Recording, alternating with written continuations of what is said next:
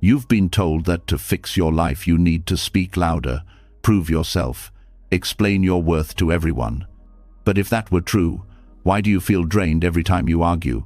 Why do you feel unseen even when you shout? Why does your peace vanish the moment you try to please others? The truth is, silence is not weakness. Silence is power. When you stay silent, when you pull back and turn inward, something magical begins to happen. The noise of the world fades. The weight of other people's opinions slips off your shoulders. And for the first time, you start to hear yourself, the calm voice inside that already knows the way. Buddhism has whispered this truth for centuries. You don't need to chase control. You don't need to fight every battle. You don't need to convince the world of your value. You only need to focus on yourself. Because when you do, life rearranges itself. Problems untangle. People show their true colors. And everything that once felt stuck begins to fall into place. Tonight, as you hear these words, something inside you will shift. The restless energy will soften. The endless thoughts will slow down. And you will feel a strength that doesn't come from noise, but from silence. A strength that is unshakable. Tomorrow, you will wake with clearer eyes, lighter shoulders, and a heart that finally feels steady. This is not just an idea. This is a transformation waiting for you. Are you ready? When you stay silent and focus on yourself, a shift begins that words can never capture. What feels like emptiness at first slowly reveals itself as the deepest presence you have ever known. In that quiet, the weight of the world loosens its grip, and something inside begins to settle. The truth is that restlessness has never been your enemy. It has only been a signal, a force waiting to be transformed. And the very tool you have been avoiding, silence, is the doorway to turning that restless energy into clarity, wisdom, and strength. Restlessness is one of the most common human experiences. It lives in the tapping foot under the table, the endless scrolling on your phone, the urge to check, compare, or seek constant stimulation. It feels as though you are running towards something but never reaching it. Buddhism describes this as a form of suffering, a mind unable to rest in itself. Yet within this agitation lies the potential for transformation.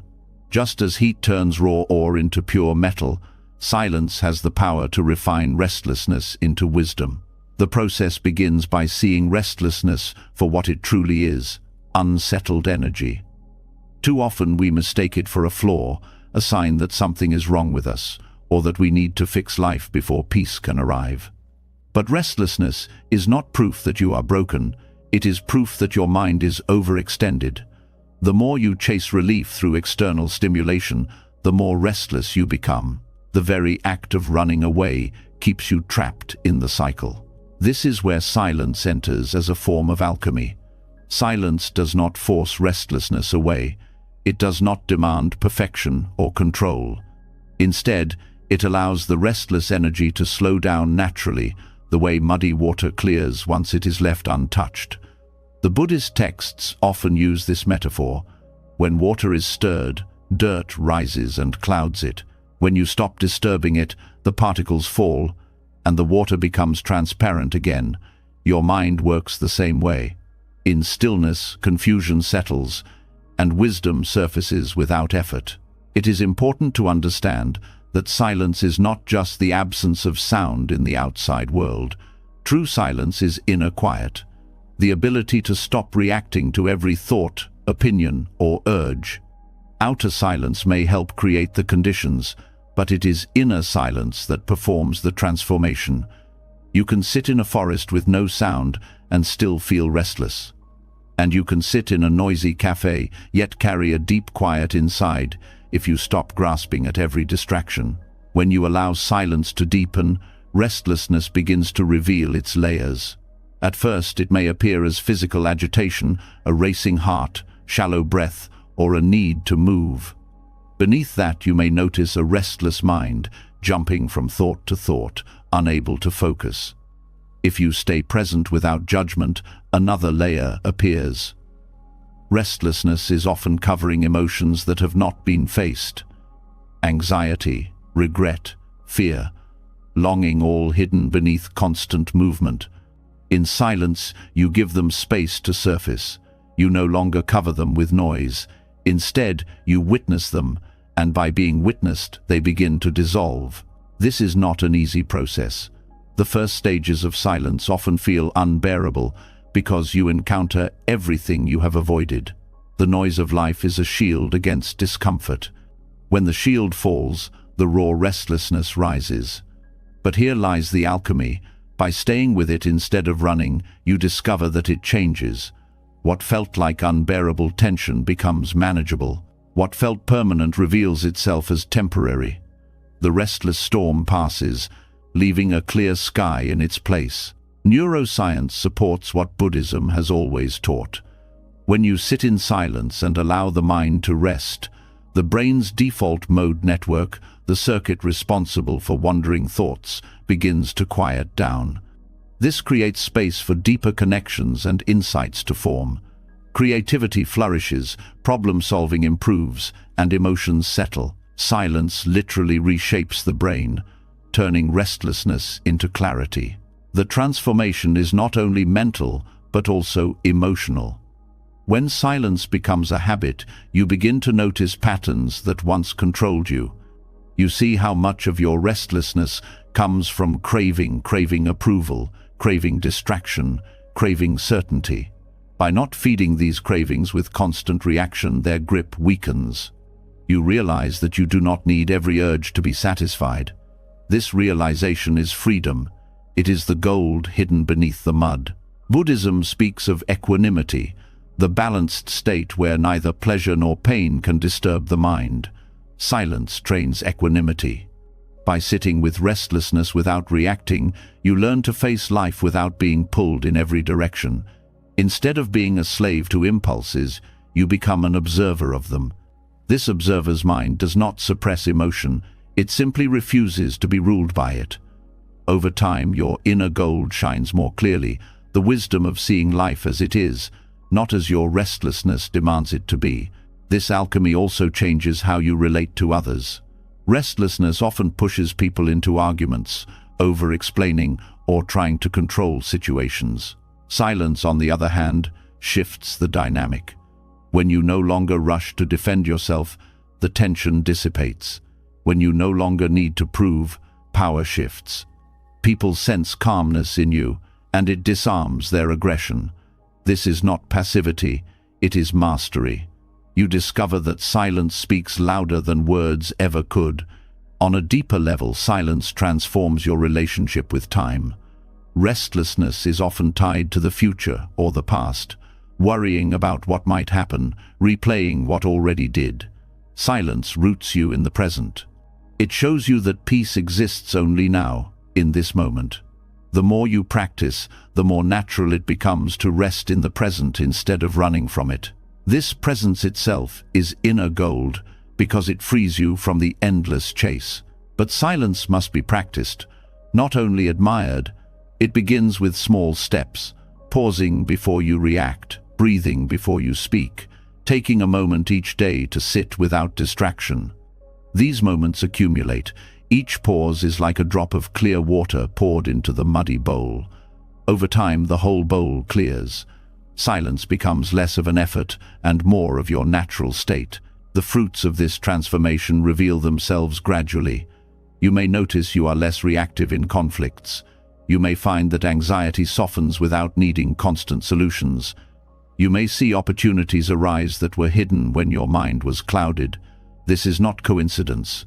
This is the natural alignment that silence creates. When restlessness no longer clouds your perception, you see the world more clearly, and clarity guides you toward wiser choices. The path of silence does not remove challenges. Life will still bring noise, conflict, and uncertainty. But silence equips you with a different way of meeting them. Instead of being consumed by restlessness, you hold steady.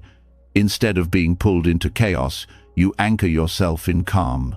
This is the transformation of inner gold, not an escape from life, but the strength to walk through it, untouchable by its storms. Over time, the alchemy of silence becomes your greatest teacher. You stop searching for answers outside because you discover that clarity was always inside, hidden beneath the restless mud. You stop fearing stillness because you realize it contains the very wisdom you were seeking in noise. And you stop chasing peace because you understand that silence is peace, available in every breath, waiting for you to notice it. The restless mind once told you that silence was empty, unbearable, even dangerous. Now you see that silence is fullness, a reservoir of strength, clarity, and wisdom. This is the alchemy. What once felt like chaos has become your source of calm. What once seemed like weakness has revealed itself as power. And in this power, everything begins to fall into place. The alchemy of silence shows that peace is not something to be chased outside, but uncovered within. Once you see that restlessness softens when left alone, a deeper truth begins to surface. Silence is not only a medicine for the noisy mind, it is also the sharpest tool for cutting through the ego, because beneath agitation sits another force that keeps people chained to suffering, the constant need to defend, to justify, to prove. And the moment you learn to remain silent instead of feeding this urge, you touch freedom that the ego can never reach. The ego thrives on reaction.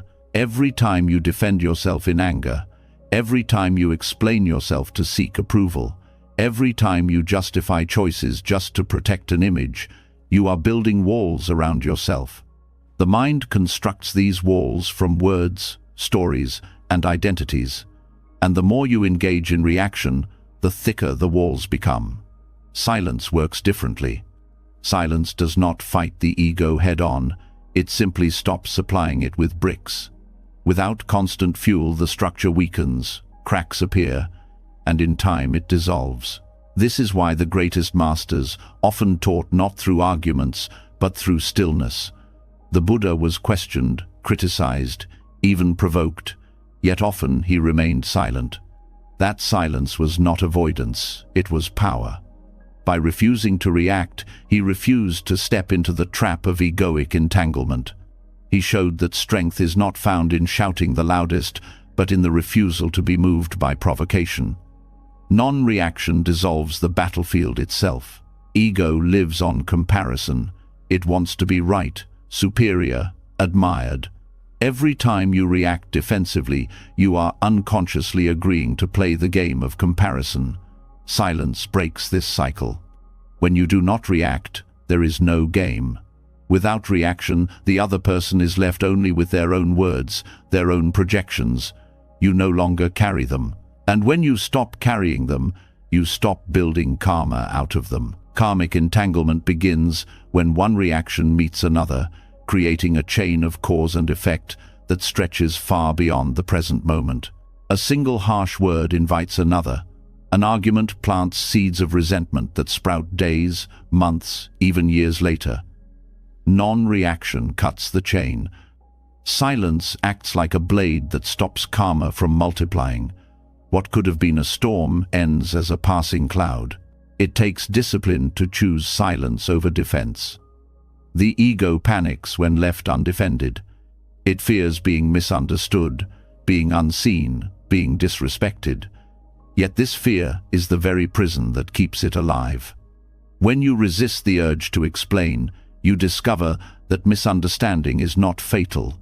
When you let others misjudge you, you realize their judgment does not shape your worth.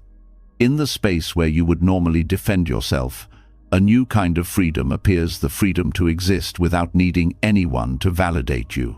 Psychology echoes this truth. Defensive behavior strengthens identity attachment. The more you defend, the more rigid your sense of self becomes. But rigid identities are fragile. They crack under pressure because life constantly challenges them. Non-reaction keeps you fluid, adaptable. You no longer cling to a single version of yourself that must always be defended. You become light, free to grow, free to change. This practice also transforms relationships. Most conflicts are not about the issue at hand, but about the ego's refusal to let go. Arguments continue because each person feels they must win, must be right, must have the last word. When one person chooses silence, the cycle breaks. What was a battle turns into an echo chamber. The noise has nothing to feed on. This is not weakness, it is mastery over the subtle need to dominate. It is an act of compassion too, because it spares both sides the suffering of unnecessary conflict. Non-reaction is not suppression. Suppression is when you swallow anger but continue to burn inside. True silence is when anger does not find a hook to hang on. You notice the rise of emotion, you feel its pull, but you allow it to pass without expression or judgment. Over time, the waves of reaction lose their strength. This is how ego dissolves, not by force, but by the gentle discipline of letting go, again and again. One of the strongest signs of ego is the obsession with being understood. We feel the need to explain our choices, to prove our worth, to justify our silence itself. Yet the more we chase understanding, the more tangled we become. Non-reaction shows you that being misunderstood is not a threat. When you no longer fear being misunderstood, you no longer live as a hostage to others' opinions. That is liberation. Spiritual texts often describe the ego as a thief. It steals your peace by demanding reaction. It convinces you that silence means weakness, that without defense you will be diminished. But when you practice non-reaction, you realize the opposite is true. Silence returns your power. Reaction scatters energy outward, while silence gathers it inward. With every unspoken defense, you grow stronger. With every unjustified choice, you become freer. Life constantly presents opportunities to practice this. A sharp comment from a colleague, a criticism from a loved one, a stranger's rudeness. In those moments, the ego demands immediate response. Yet if you pause, breathe, and let silence carry you, you will see the pattern. The anger that rises is not about truth but about ego needing fuel. And when you stop giving it fuel, the fire dies. Silence also protects your energy. Defending yourself consumes enormous amounts of mental and emotional strength. Justifying yourself to others drains your spirit. In non-reaction, you conserve that energy, redirecting it toward growth and awareness. Instead of wasting hours rehearsing arguments in your mind, you channel that power into presence, creativity, and compassion. The energy once trapped in ego now nourishes your true self. In Buddhist practice, this is closely tied to the principle of right speech. Silence is not just the absence of harmful words, it is the foundation of wise words. Only when you stop reacting blindly can your speech emerge from clarity rather than ego. By holding silence first, you ensure that when you do speak, your words are free from the chains of defense and filled instead with wisdom. Another hidden gift of non-reaction is that it reveals the illusions of control. The ego reacts because it believes it can shape how others see you, how situations unfold, how outcomes align. But reality is larger than that. Others' perceptions are beyond your control.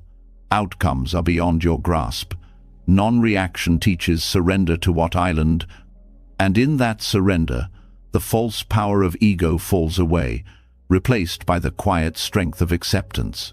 Choosing silence over justification also rewires how you see yourself. The ego is built from stories about who you are, what you must protect, how you must appear. Each time you defend those stories, you reinforce them. But when you allow criticism or misunderstanding to pass without reaction, you weaken those stories. You realize that you are not the story at all. You are the awareness beneath the story, untouched by praise or blame.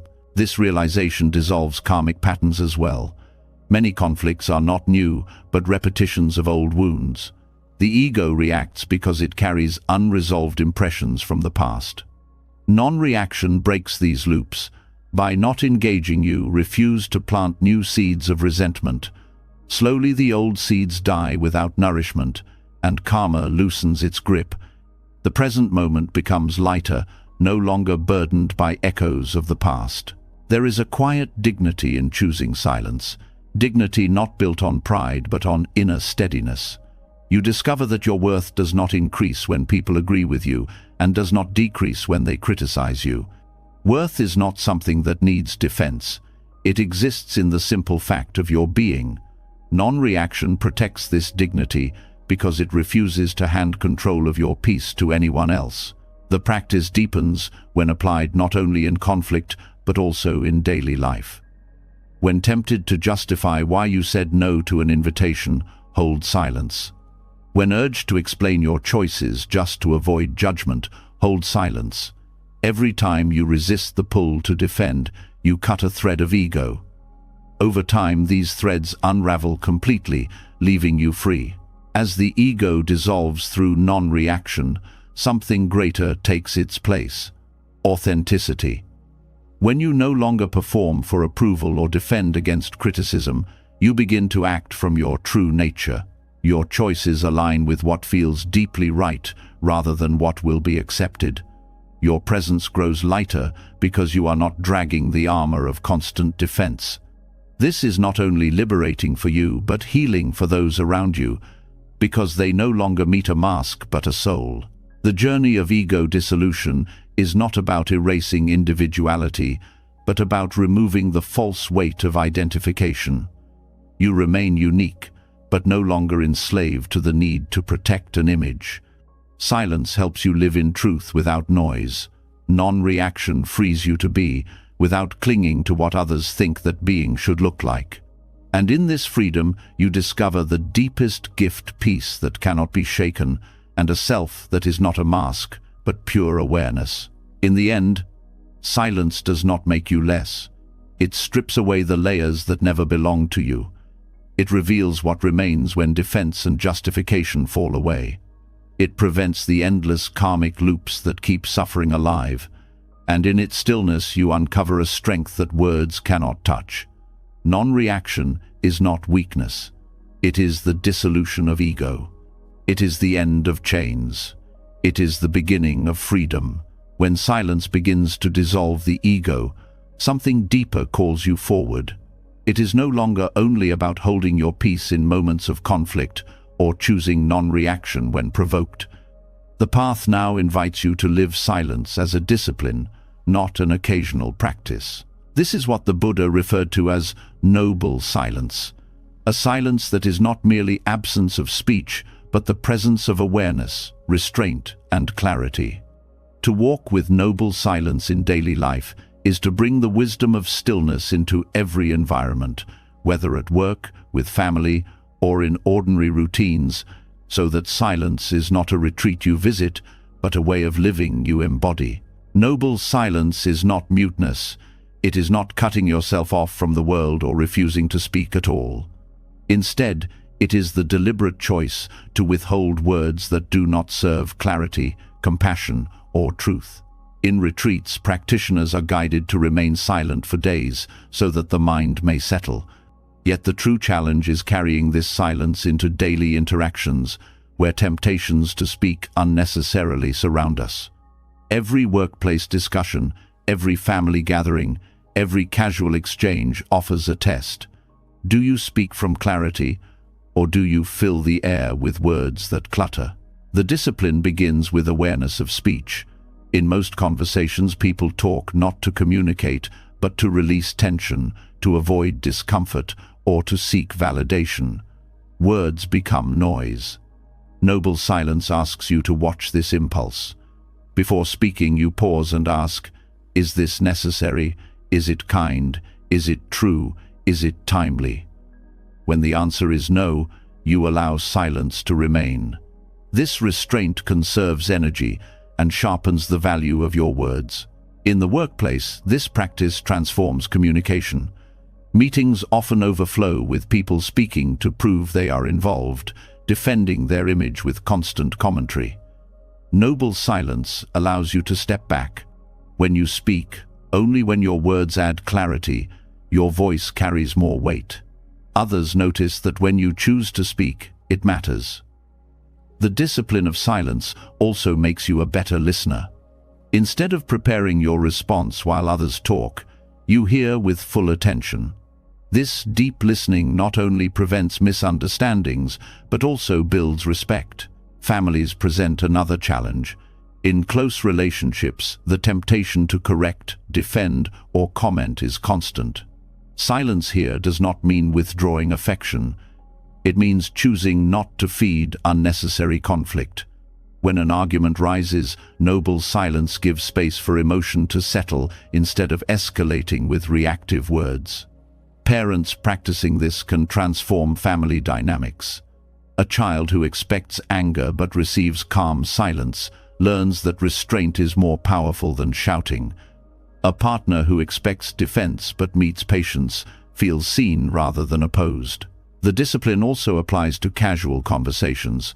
Gossip, criticism, and idle chatter may seem harmless, but they scatter the mind and create karmic entanglement. Noble silence trains you to refrain. Instead of feeding gossip with more words, you quietly step back. Instead of adding negativity, you withhold it. This does not make you distant, it makes you trustworthy. People begin to notice that they feel lighter around you because your silence does not add to the weight of their minds. One of the greatest powers of noble silence is its ability to create space. Most people feel pressured to fill every pause in conversation, fearing awkwardness. Yet silence in dialogue is not empty, it is fertile. In those pauses, reflection arises. True listening happens, decisions form without haste. By being comfortable with silence, you give others permission to slow down too. Conversations become less about noise and more about connection. This discipline also guards against self-betrayal. How often do people say yes when they want to say no, simply to avoid judgment? Noble silence trains you to pause before responding. In that pause, you recognize your true intention. You may realize that silence itself is the most honest answer. Over time, this practice strengthens integrity because your words become aligned with your inner truth instead of shaped by external pressure. Practicing noble silence in modern life requires courage. Society often equates silence with weakness or lack of knowledge. But the one who remains silent with awareness demonstrates greater strength than the one who reacts compulsively. Historical figures known for wisdom often spoke less, not more. Their silence created gravity, making each word rare and valuable. In your own life, this same gravity emerges when silence becomes your foundation. Technology poses another obstacle. Constant notifications and online chatter feed the impulse to react instantly. Noble silence can be applied here as digital discipline.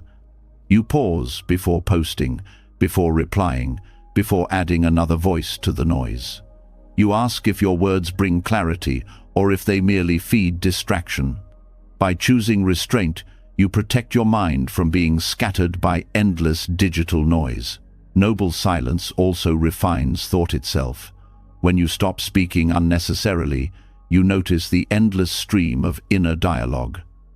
The mind rehearses conversations, debates itself, narrates every experience. By practicing restraint outwardly, you begin to observe the inner chatter too. Over time, silence seeps inward. The commentary slows. Thought becomes deliberate rather than compulsive.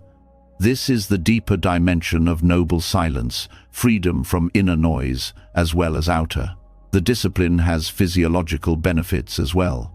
Constant speaking and reacting keeps the nervous system in a state of alertness. Silence allows the body to return to balance. Heart rate slows, breath deepens, tension softens. Families who practice silent meals together often discover greater calm and connection.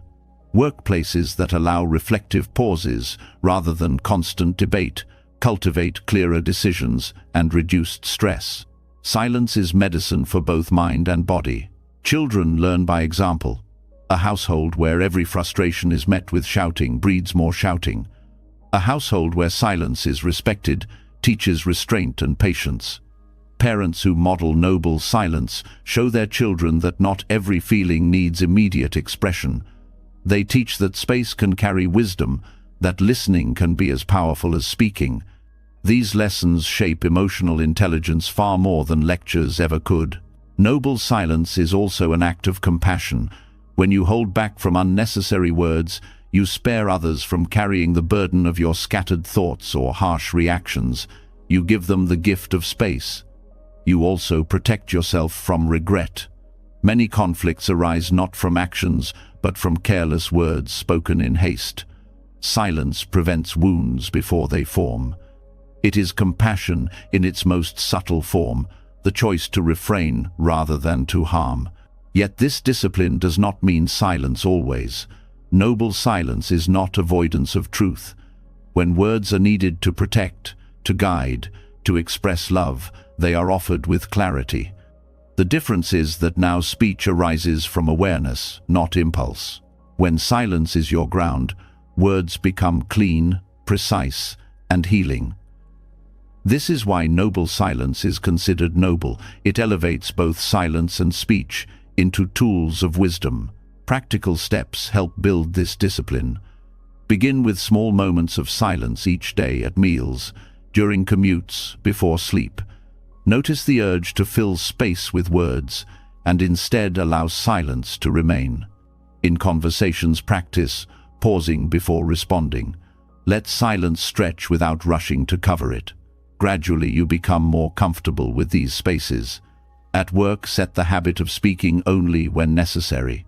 At home, practice silent listening, giving full presence without interruption.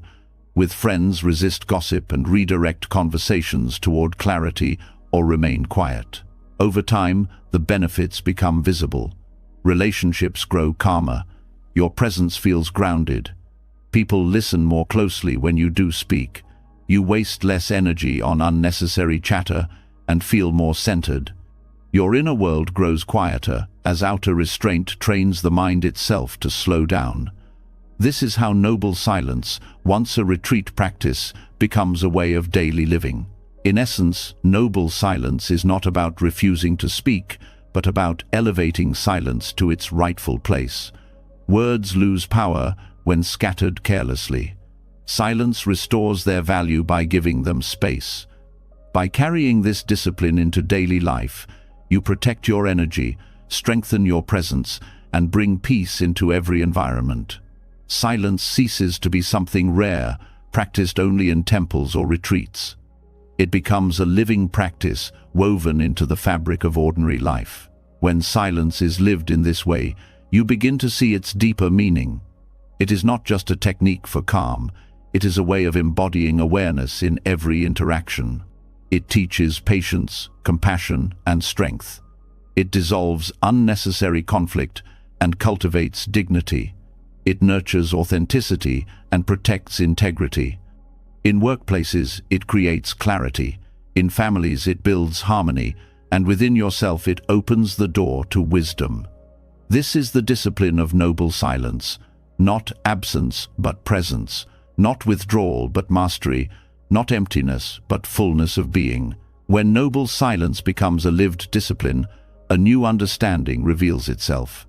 You begin to see that holding space, restraining words, and creating clarity are not just for your own benefit. They ripple outward. Your calm changes the room. Your restraint spares others harm. Your silence becomes nourishment for everyone around you. This discovery leads to a deeper truth. Turning inward and focusing on your own growth is not selfishness at all. It is compassion in disguise.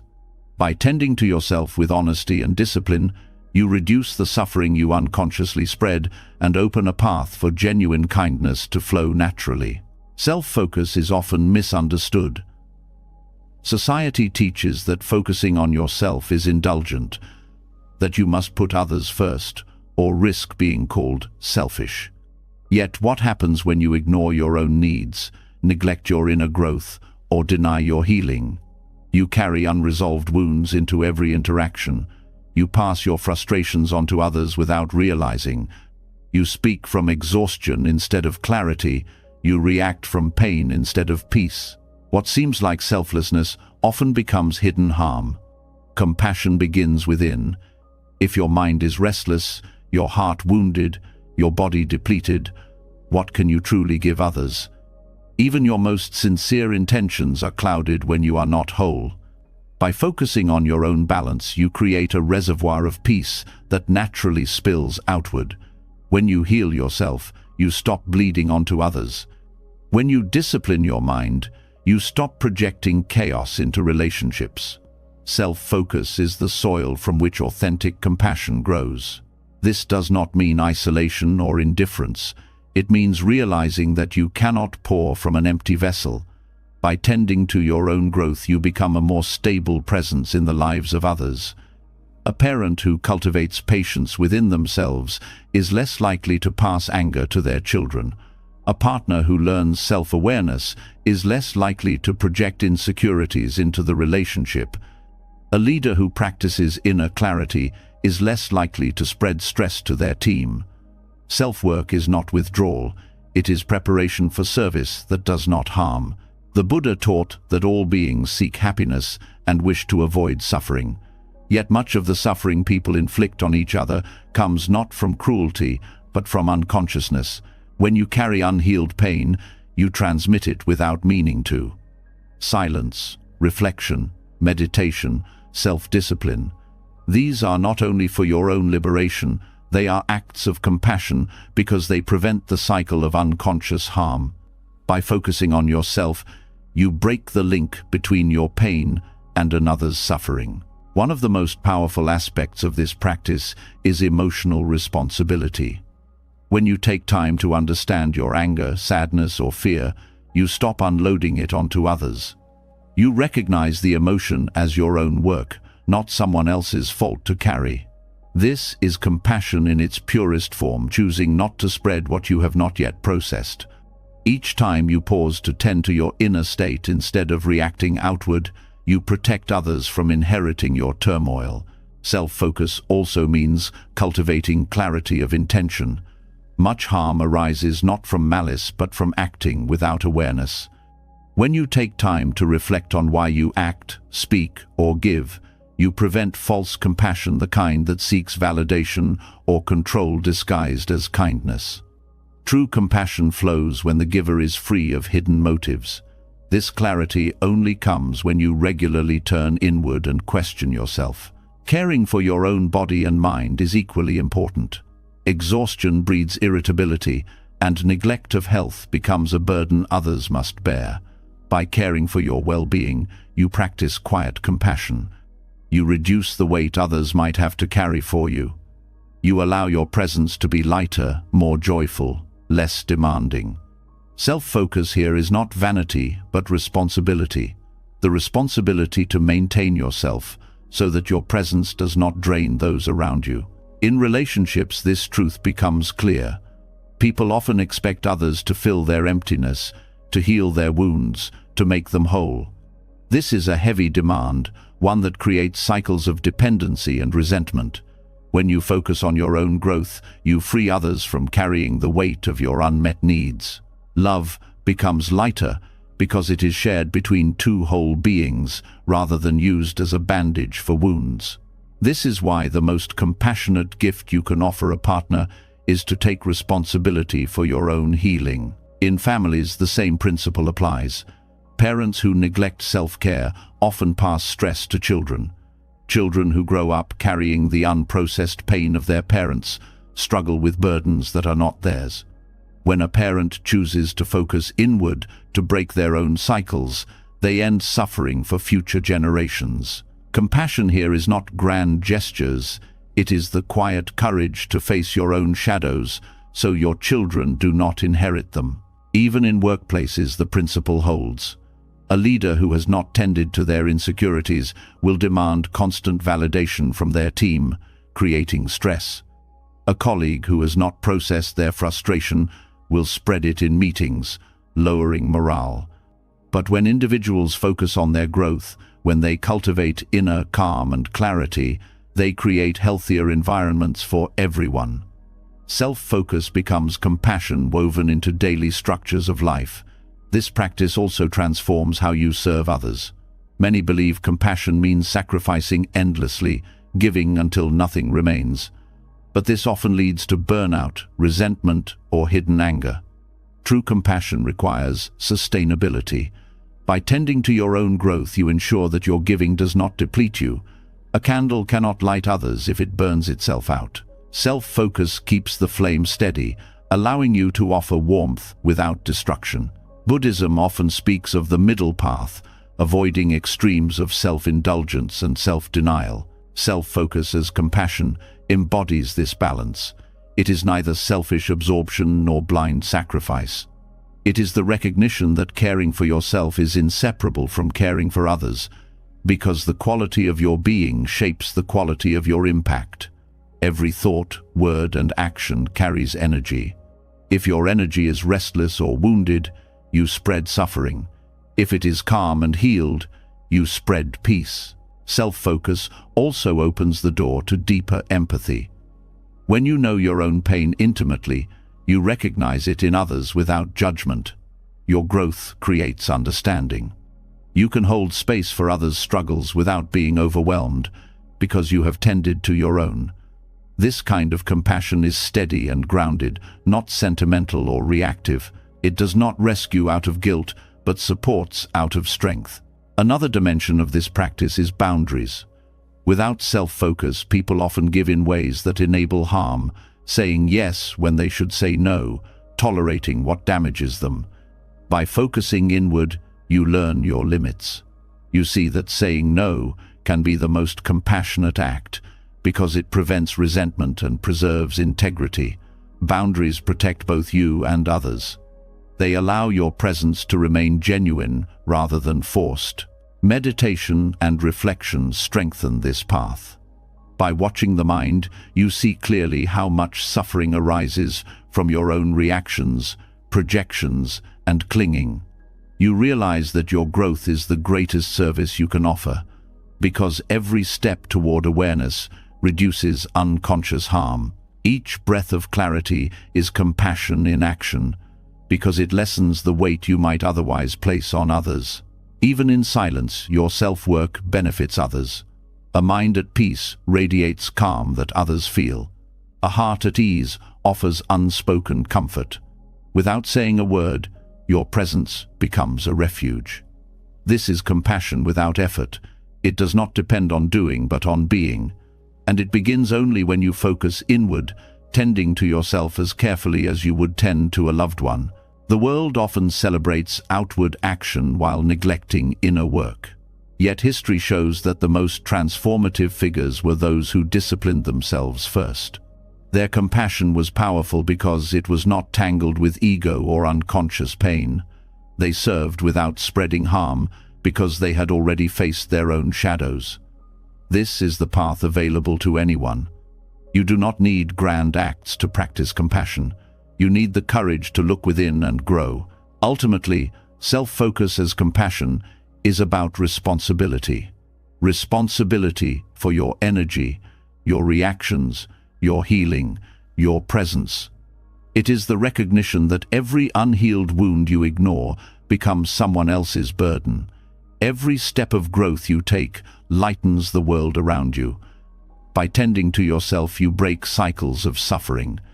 By focusing inward, you allow compassion to flow outward, untainted. What begins as silence in the mind expands into clarity of being, and from that clarity arises authentic kindness. You no longer confuse self-sacrifice with love or neglect with humility. You see that the most compassionate gift you can offer anyone is a self that is whole, present, and at peace. And this gift begins with the courage to focus inward, not as selfishness, but as compassion in its truest disguise. When self-focus is finally seen as compassion in disguise, the way you interact with others begins to change. You no longer feel the urge to pour yourself out in order to prove love, nor do you demand that others carry the weight of your unrest. From this foundation of inner steadiness arises a deeper awareness. The most powerful form of communication is often the one that does not rely on words at all. Silence itself becomes a language, one that carries truth more directly than speech and reshapes how people experience you. Silence has a force that words rarely hold. In a world where speech is abundant and noise is constant, silence stands out like a clear night sky after endless storms.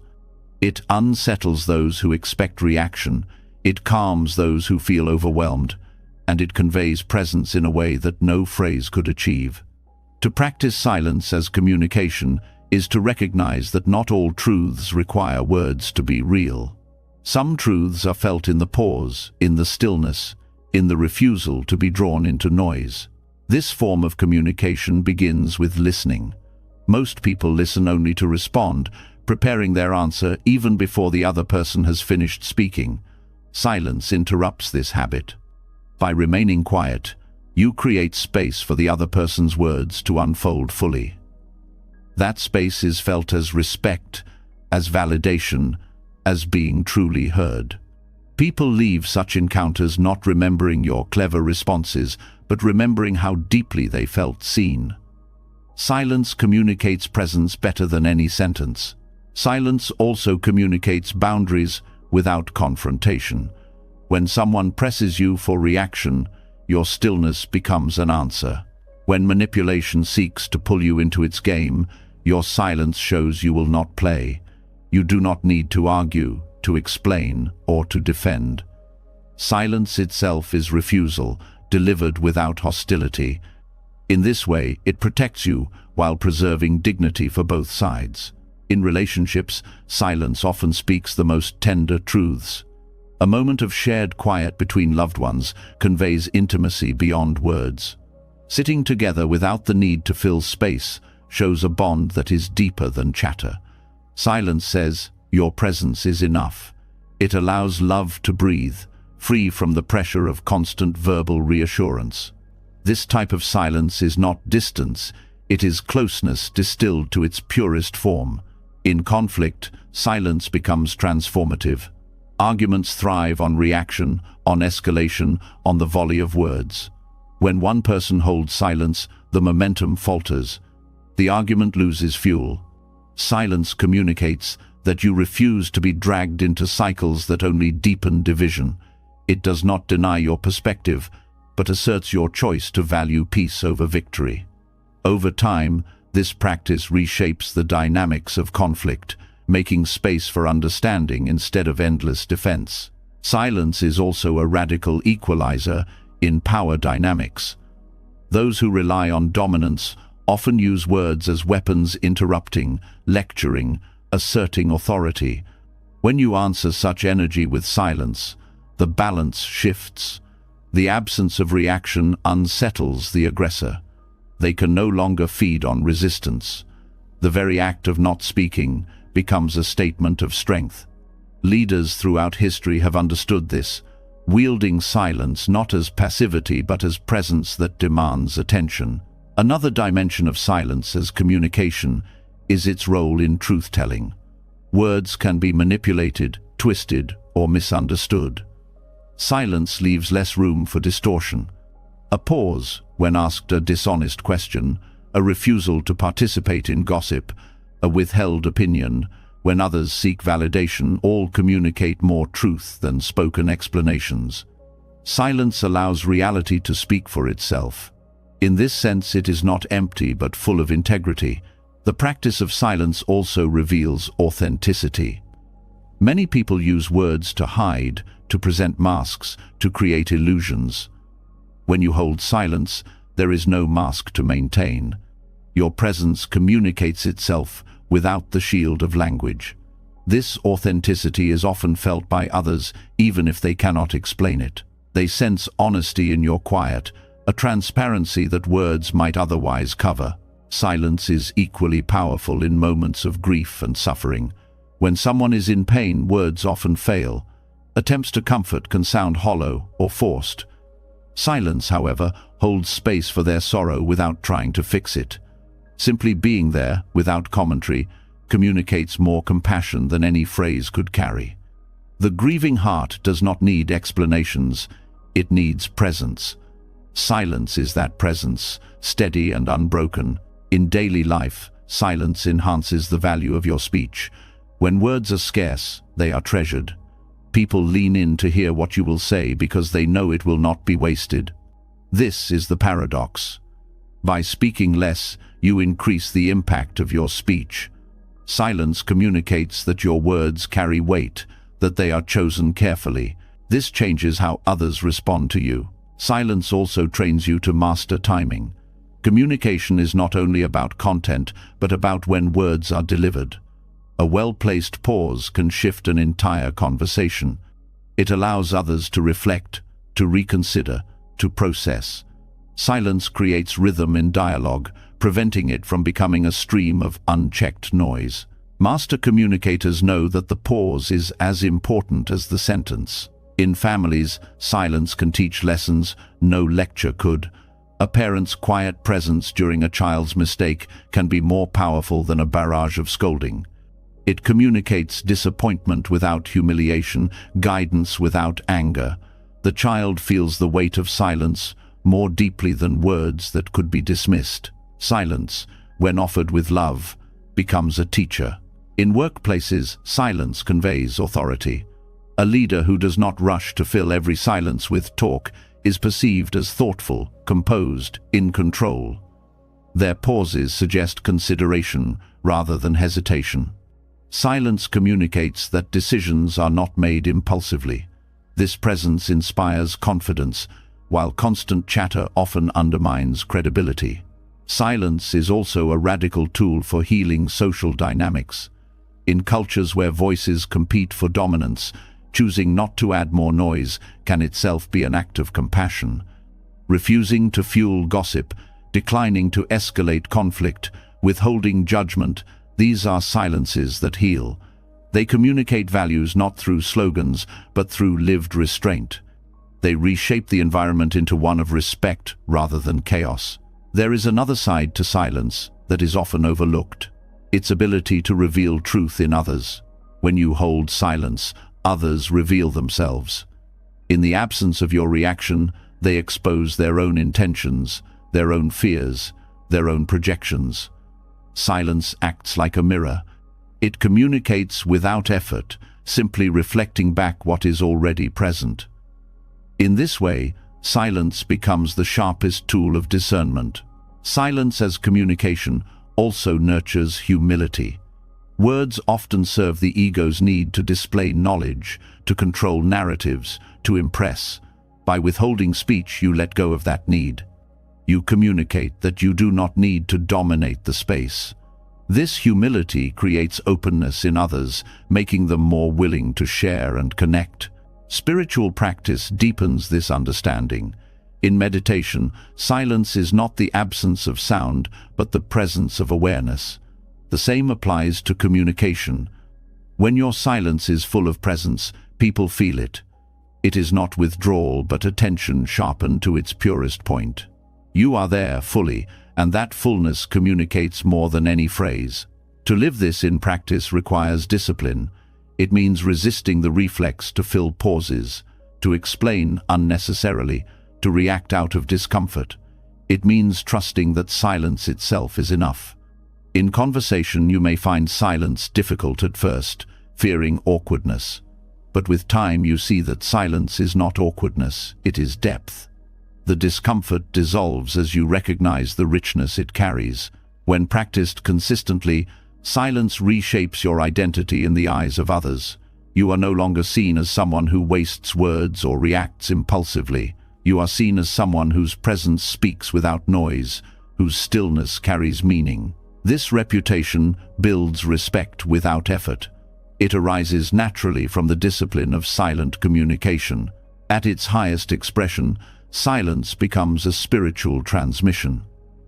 Great teachers have often communicated their deepest truths, not through speeches, but through their presence. Students felt transformed simply sitting in silence with them. This is the ultimate form of communication, truth, carried not by sound but by being itself. And though few may reach this level, every step you take towards silence brings you closer to it. Silence as communication is radical because it refuses the world's demand for endless noise. It reshapes relationships by replacing reaction with presence. It shifts power dynamics by dismantling the games of ego. It deepens intimacy by creating space for connection without words. It heals by withholding harm and amplifies truth by refusing distortion. In silence, you speak a language older than words, a language everyone understands but few remember. To live this language daily is to carry a hidden power. You do not need to prove it, display it, or explain it. It radiates in the pauses, in the quiet, in the restraint. Silence communicates not emptiness but depth, not weakness but strength, not withdrawal but love. And when silence becomes your way of speaking, you discover that the world listens more closely than it ever did when you filled it with words. When silence is lived as a language, and not just an absence of sound, a profound realization begins to emerge. You see that communication without words carries truth more powerfully than endless speech. From here, the journey deepens further into a principle that seems almost contradictory, the paradox of non-doing. Buddhism teaches that there is a strength in allowing rather than forcing, in releasing rather than clinging, in stepping back so that life itself can reorganize. What at first feels like inaction reveals itself as the deepest form of wisdom. Non-doing does not mean laziness or neglect. It is not indifference to responsibilities. It is a state where the constant need to control is dropped, where striving is replaced with trust, and where effort is guided by awareness instead of agitation. For most of us, restlessness shows up as the urge to fix, to interfere, to manage outcomes beyond our reach. The paradox is that this grasping rarely creates harmony, it often multiplies chaos. By learning to rest in non-doing, life begins to unfold in ways that grasping could never achieve. The roots of this teaching lie in the understanding of impermanence. Everything in life is already in motion, already shifting. Rivers flow without your command, seasons change without your effort. The body breathes and heals in its own rhythm. When you interfere constantly, you fight the natural current. Non-doing is not passivity but alignment with this current. It is stepping into harmony with the way things already move, trusting that reality has its own intelligence. This principle becomes clear in the smallest acts. When you let a wound heal without picking at it, the body's wisdom restores itself. When you stop chasing sleep and simply rest, the body drifts into slumber on its own. When you stop forcing a solution to a problem, clarity often arises unexpectedly, in a quiet moment, without pressure. These examples show the paradox. By not grasping, by not striving, you create space for resolution. Non-doing allows natural intelligence to take over. The ego struggles with this because it thrives on control. It believes that without constant effort, life will collapse. But the opposite is true. Constant control tightens knots. Non-doing loosens them. The mind that stops interfering discovers that things have a way of resolving when given space. This is why many of life's breakthroughs occur not in moments of struggle but in moments of rest, on a walk, in meditation, in silence. The paradox is that stepping back often moves you further than pushing forward. In relationships, non-doing plays a transformative role. Many conflicts persist because each side pushes harder, trying to change the other. The harder the push, the deeper the resistance. When one person practices non-doing, no longer demanding, no longer pressing, space opens. In that space, change becomes possible. Sometimes it is not words or persuasion that heal relationships, but the quiet release of control. Allowing another to be as they are can dissolve tension more effectively than years of argument. The same principle applies to personal growth. Modern culture glorifies constant striving, self-improvement as endless effort. But true growth is not about piling more onto yourself.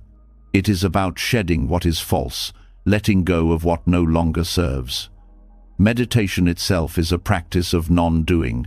You sit, you breathe, you stop chasing. And in that stillness, layers fall away.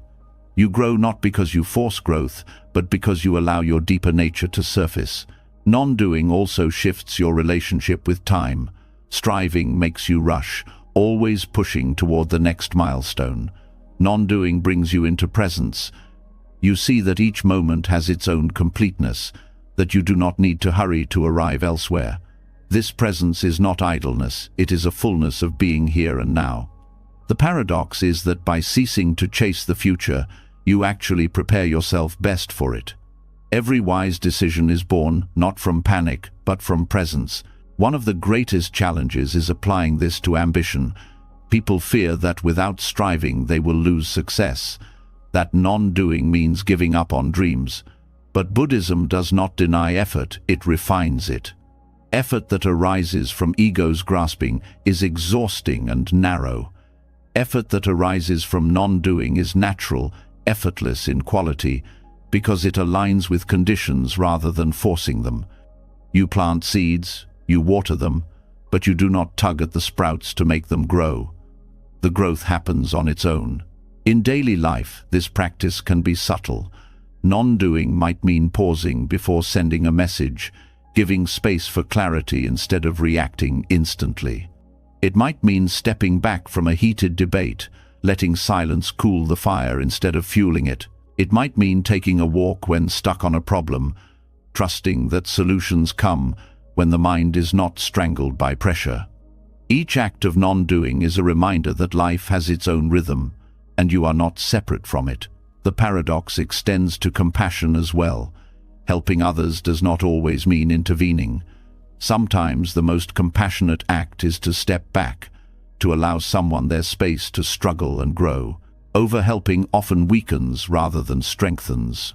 Non-doing communicates trust in their ability to find their way. In this sense, non-doing is not abandonment, but respect for the natural unfolding of another's path. Non-doing also dissolves anxiety. Much of anxiety comes from over-management, from trying to control outcomes that are not in your hands. By releasing this habit, you reclaim peace. You recognize that certain currents are larger than you, and your role is not to control but to navigate. This acceptance is not defeat, it is liberation. Anxiety weakens when you stop trying to dominate what cannot be dominated. The body teaches this lesson naturally. Breath flows without effort. Digestion occurs without command. The heart beats without instruction. Life sustains itself through countless acts of non-doing. When you align with this truth, you live with less resistance. You realize that the same intelligence guiding your breath is guiding the larger flow of your life. Trusting it is not neglect, but wisdom. Art and creativity thrive on this paradox. Many artists speak of breakthroughs arriving not during forced effort, but in moments of rest, when they stop pushing. Writers find clarity after stepping away from the page. Musicians hear melodies in silence. Creativity is the fruit of allowing, not of clinging. Non-doing opens the channel for inspiration to flow. Nature embodies this wisdom fully. Trees do not strain to grow. They rise naturally toward the Sunday. Rivers do not force their path. They carve it patiently through persistence. Flowers do not hurry to bloom. They open when the season is right. Non-doing is written into every part of existence. To practice it is not to reject effort, but to align with the natural pace of things, trusting timing rather than forcing it. Meditation deepens this understanding. When you sit and release the compulsion to manipulate your experience, you witness how thoughts, sensations, and emotions arise and pass on their own. Non-doing reveals impermanence directly. You see that clinging creates suffering while letting go reveals peace. This experience cannot be learned. Intellectually, it must be lived. In meditation, you discover that non-doing is not emptiness, but fullness, the richness of awareness unobstructed by control. Non-doing also has a moral dimension. Much harm arises from acting out of haste, from forcing decisions without clarity. By practicing restraint, you avoid planting seeds of regret. You allow situations to unfold until the right action becomes clear. Non-doing is not inaction. It is waiting until action arises from wisdom rather than impulse. This patience prevents harm and deepens trust in yourself. In leadership, non-doing creates trust. A leader who micromanages suffocates growth. One who practices non-doing provides guidance, but allows space for others to act. This space empowers creativity, responsibility, and initiative. Non-doing here is not neglect, but faith in the capacity of others. It communicates respect and cultivates strength in the community. The paradox also applies to healing. Emotional wounds often resist when forced. The harder you try to push away grief, the more it clings. The more you demand happiness, the further it recedes. Healing happens when you stop forcing and allow feelings to move at their own pace. Non-doing here is gentle patience with yourself, trusting that the heart, like the body, knows how to restore balance if given time and space. Ultimately, the Buddhist paradox of non-doing reveals a hidden strength. When you stop grasping, life takes care of much on its own. When you stop forcing, clarity rises naturally. When you stop interfering, harmony appears. What seems like inaction is in fact the most aligned action. It is not withdrawal from life, but participation in its deeper intelligence. Non-doing teaches that focusing on yourself does not always mean effort or striving. Sometimes it means stepping back, letting the current carry you, and discovering that the river already knows the way. To live this paradox is to live with trust. Trust that you are not separate from the flow of life. Trust that when you release control, you gain clarity. Trust that by doing less, you often achieve more. In this trust lies freedom. You no longer exhaust yourself chasing what will come in its own time. You no longer cling to control that was never yours. You rest in alignment, and in that rest, life realigns itself around you. This is the paradox the Buddha pointed to, that true strength is found not in grasping but in letting go, not in constant doing but in knowing when to allow. And in this way, non-doing becomes the highest form of wisdom, guiding you gently toward peace. When the paradox of non-doing begins to unfold in your life, something subtle yet extraordinary becomes visible. You notice that the greatest transformations are not found in the rush of effort, but in the stillness that allows things to align themselves. From here, the mind becomes sharper, able to witness not just the broad strokes of thought, but the spaces between them. It is in those brief intervals, the gaps where silence emerges, that karma loosens its grip. These micro-moments hold the power to dissolve cycles that have chained you for years, offering freedom in the most unexpected place, the quiet pause between one thought and the next. Most people live in an unbroken stream of thought, like a river that never rests. One idea pulls the next, one memory triggers another, and in this chain, reactions are born. Within those reactions, karma is continually created. A thought of anger becomes a word, the word becomes an action, and the action plants a seed that will return to you. Yet if the chain is broken, if silence enters even for a breath, the seed is not planted. The cycle dissolves before it begins. This is why the space between thoughts is sacred. It is the doorway out of unconscious repetition. Awareness is the key to noticing these spaces. Without awareness, the mind rushes past them, filling every gap with another distraction. But when you slow down, when you begin to rest in silence, you notice there is always a pause.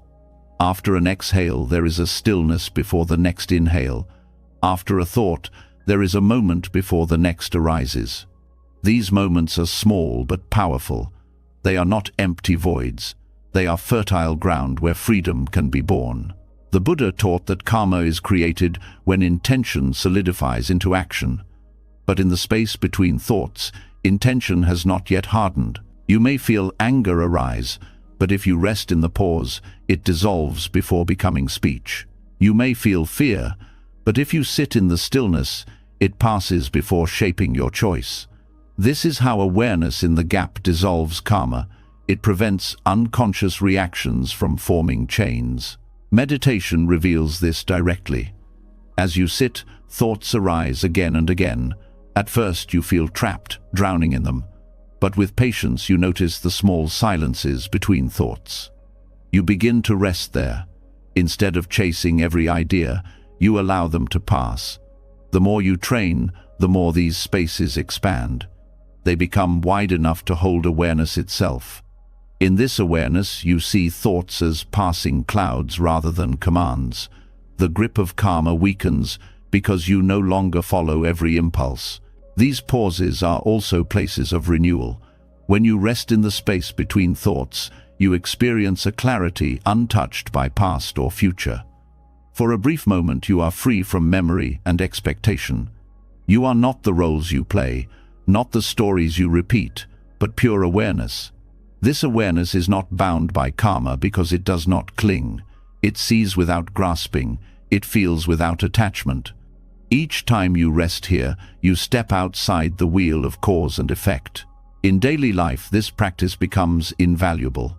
Consider the moment before you reply to criticism. If you rush, words of defense or anger pour out, planting new seeds of conflict. But if you pause, even for a breath, you see the thought of defense arise and pass. In that silence, you choose differently. The space between thoughts becomes your shield, protecting you from entanglement. This is not suppression, it is freedom. You are no longer a slave to impulse, but master of your own energy. The spaces also reveal the impermanence of thought itself. Every idea, no matter how powerful, fades. Awareness of the gaps shows you that thoughts are not continuous, not as solid as they appear. This recognition dissolves the illusion that your mind defines you. You are not the stream of thoughts, but the awareness that notices the gaps. Karma depends on identification. When you believe you are the thought, you act it out. When you see you are the awareness, the cycle breaks. Over time, the pauses grow longer. You find yourself resting in silence, not only during meditation, but throughout the day. Walking, eating, listening, you notice moments where the mind does not rush. These micro moments accumulate into a new way of being. Instead of reacting unconsciously, you respond with clarity. Life becomes lighter, not because problems vanish, but because you no longer bind yourself to them through compulsive thought. This space also nurtures compassion. When you are caught in thought, you see only your perspective, your desires, your pain. In the silence between thoughts, you glimpse a wider view. You recognize others as sharing the same struggles, the same impermanence. Compassion arises naturally because the silence frees you from self-centered narratives. It is in the pauses that the heart opens, no longer blocked by constant mental noise. Science supports this ancient wisdom. Studies on mindfulness show that the brain's reactivity lessens when people learn to pause between stimulus and response. Neural patterns associated with anger or fear lose their strength when interrupted by awareness. This is the modern language of what Buddhism has always taught. The space between thoughts is where transformation begins. The pause rewires not only your mind, but your destiny. Even creativity is born here. When the mind stops its constant chatter, inspiration arises. Many great discoveries happened not during frantic thought, but during quiet moments of stillness. The space between thoughts is where intuition speaks. It is where deeper intelligence emerges, unblocked by noise. By resting in the gaps, you align with a wisdom beyond the limits of ordinary thinking. The discipline of living with awareness of these spaces requires patience. The mind resists silence, rushing to fill every gap. At first, the spaces seem too small, too fleeting. But every time you notice one, you strengthen your capacity. The more you rest in them, the more they reveal. Eventually, you discover that the space is not small at all. It is vast, limitless, the true nature of mind. Thoughts come and go within it, like birds crossing the sky, but the sky itself remains untouched. This recognition dissolves the deepest layers of karma. You see that your essence is not bound by actions of the past or fears of the future. Karma belongs to the movement of thought, to the patterns of reaction. But in the space of awareness, you are free. Each moment you rest there, you weaken the pull of old habits. Each pause becomes a liberation. Karma dissolves, not because the past changes, but because you no longer fuel it with identification. Living this way reshapes every aspect of life. Relationships grow calmer because you no longer react blindly. Work becomes clearer because you respond from awareness instead of stress. Even solitude feels different because you are no longer trapped in restless thought. You discover a peace that does not depend on circumstances, but on your ability to rest in silence. The space between thoughts is not a mystical idea. It is a practical refuge available at any time. A breath before speaking, a pause before acting, a moment of awareness in the midst of daily noise. These are the gateways. Each one prevents the creation of unnecessary karma. Each one dissolves cycles that would otherwise continue. The more you practice, the more natural it becomes, until silence becomes woven into your way of being. In the end, the greatest secret is simple. Freedom is not found in more effort, more control, more striving. It is found in the quiet pauses that life is already offering you. The space between thoughts is not nothing, it is everything. It is where awareness lives, where karma dissolves, where peace begins. To notice it is to step off the wheel of endless cause and effect and rest in the timeless ground of being itself. And the more you live from this space, the more life realigns itself around clarity, compassion, and freedom. When you begin to rest in the spaces between thoughts, the mind reveals its hidden architecture.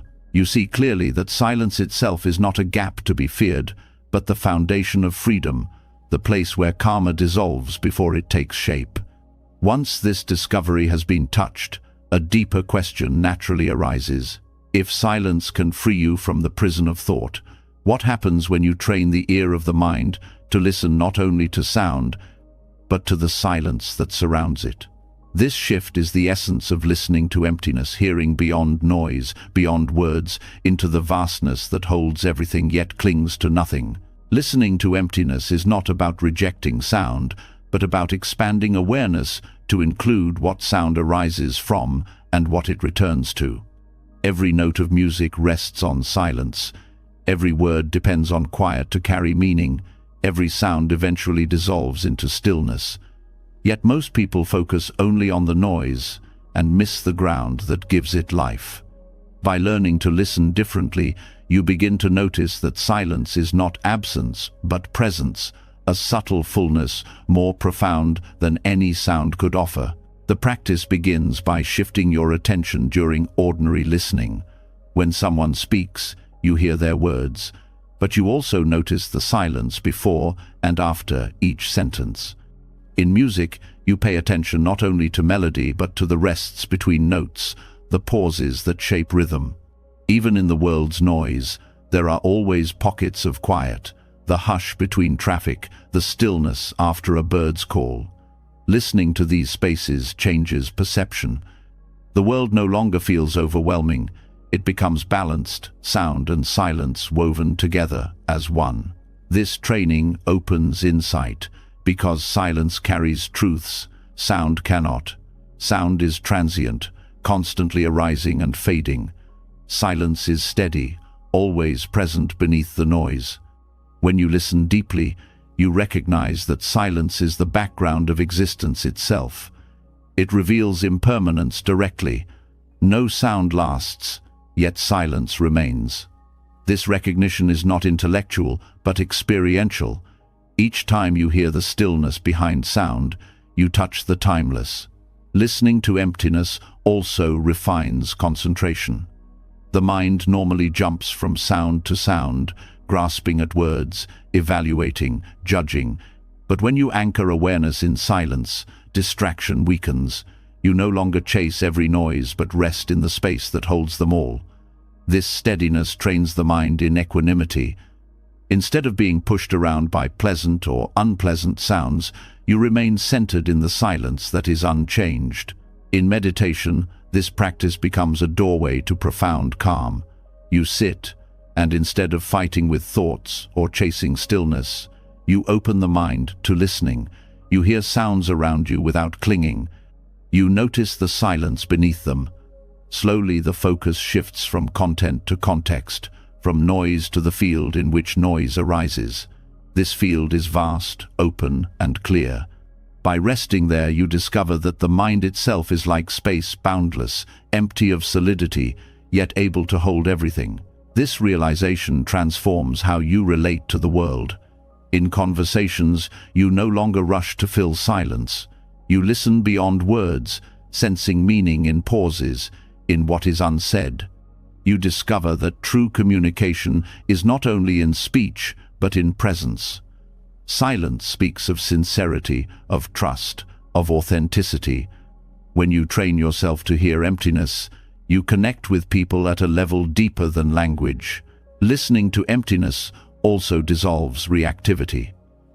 Harsh words lose some of their sting when you notice the silence they are suspended in. Praise does not inflate the ego as easily when you recognize it arises and passes like every other sound. By listening to the silence between, you weaken attachment to both criticism and flattery. Life becomes lighter, not because sound ceases, but because you are no longer bound by it. The practice has practical effects in stressful environments. In busy workplaces filled with chatter and demands, listening to emptiness provides a refuge. Even in the middle of noise, you can shift attention to the stillness between sounds, a reminder that beneath chaos there is always space. This perspective calms the nervous system, lowers reactivity, and restores focus. It is a portable sanctuary available anywhere. In families, this awareness deepens intimacy. A parent who listens not only to a child's words but to the silences that follow shows genuine presence. A partner who allows quiet between conversations creates trust instead of pressure. Silence in relationships becomes a shared ground, a reminder that connection is not measured by words but by the depth of listening. Spiritual traditions across the world point to this truth. Mystics have long said that God, truth, or ultimate reality is heard not in noise but in silence. The Upanishads call it the soundless sound, the vibration that underlies all creation.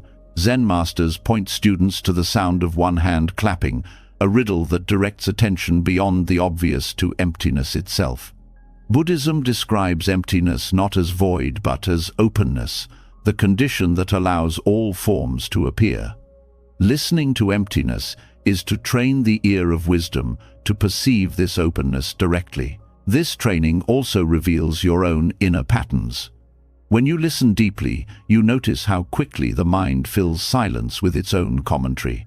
Instead of letting silence be, thoughts rush in to cover it.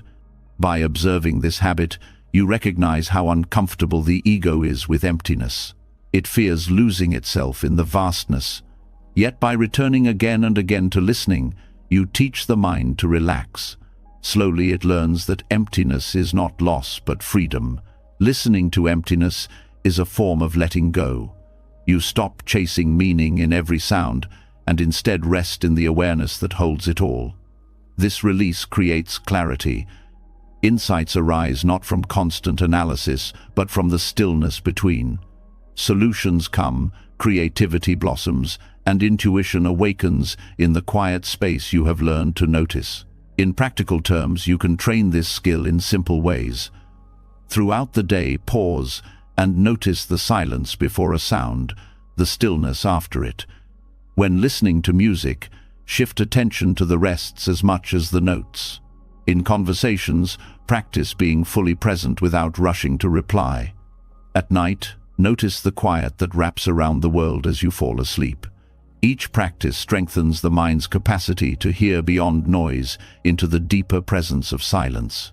Over time, this way of listening reshapes identity itself.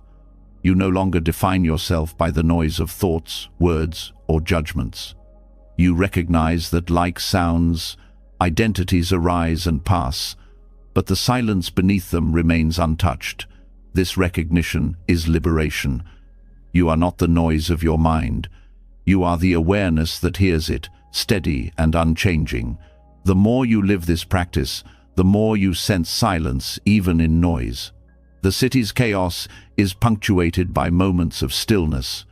Conversations carry pauses that hold meaning. Even the loudest environments rest on a ground of quiet. This realization dissolves the idea that peace requires external silence.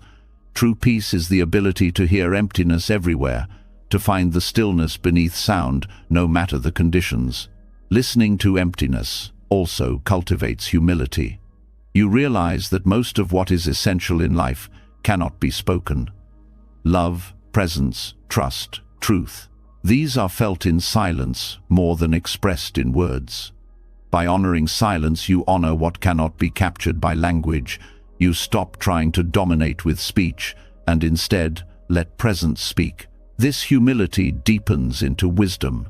The more you train to hear silence, the more you understand impermanence and emptiness. Sounds pass, words fade, but silence remains. Everything arises and falls back into this openness. By living in awareness of it, you step closer to the truth the Buddha pointed to. That emptiness is not nothingness, but the boundless ground of being. Ultimately, listening to emptiness is listening to life itself. It is training the mind to notice what is usually overlooked, to value the invisible as much as the visible. It is a discipline of presence, a refinement of awareness, and a path to freedom. Each pause, each space, each silence becomes a teacher, and in hearing beyond words, you discover a truth that no words could ever fully express, that emptiness is not absence, but the very fullness of reality itself. When the practice of listening to emptiness becomes natural, you begin to sense that silence is not only a refuge, but also a mirror. The same quiet that reveals the stillness beneath sound now starts to reflect back what has long been hidden. In the absence of noise, distractions fall away, and what remains is the raw truth of your inner world. Solitude does not just soothe, it exposes. Silence begins to show you your unconscious shadows, the attachments you cling to, the emotions you suppress, the patterns of ego you deny. Most people avoid silence because of this very reason. Noise is easier. It covers the discomfort, drowns out the whispers of unresolved pain, and fills the space where uncomfortable truths might rise. But when you remove the layers of sound and activity, there is nothing left to protect you from yourself. The loneliness that surfaces in solitude is not emptiness, it is the first glimpse of the shadow. This is the part of the self that has been hidden, waiting to be seen. Hidden attachments often rise first. You may notice how restless you become without a phone, a television, or constant interaction. The urge to reach for distraction is not random. It reveals how dependent you have become on external stimulation for comfort. The silence shows you the craving. You begin to see the attachment not as something harmless, but as a chain that binds your attention. Each time you sit without reaching, the craving becomes visible, and in that visibility lies the chance for release. Suppressed emotions also emerge in solitude. Anger you thought had vanished reappears. Grief you buried resurfaces. Fear you denied becomes loud in the quiet. These emotions were never gone. They were simply pushed beneath the noise of daily life. Silence removes the cover, and suddenly the weight you carried unknowingly becomes clear.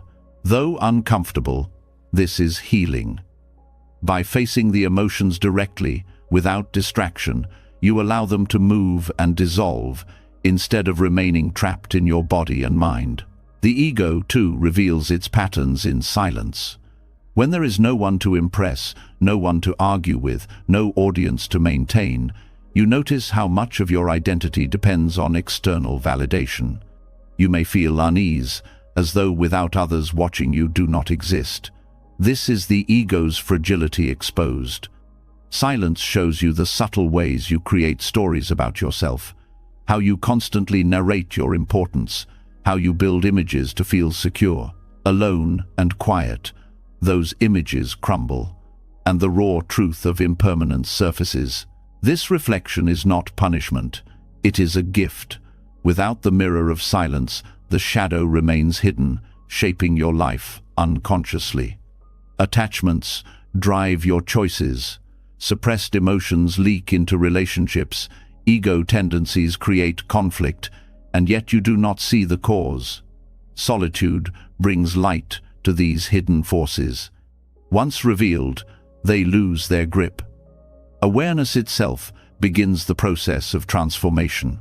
The process can feel overwhelming at first. Sitting alone in silence may bring waves of discomfort, even fear.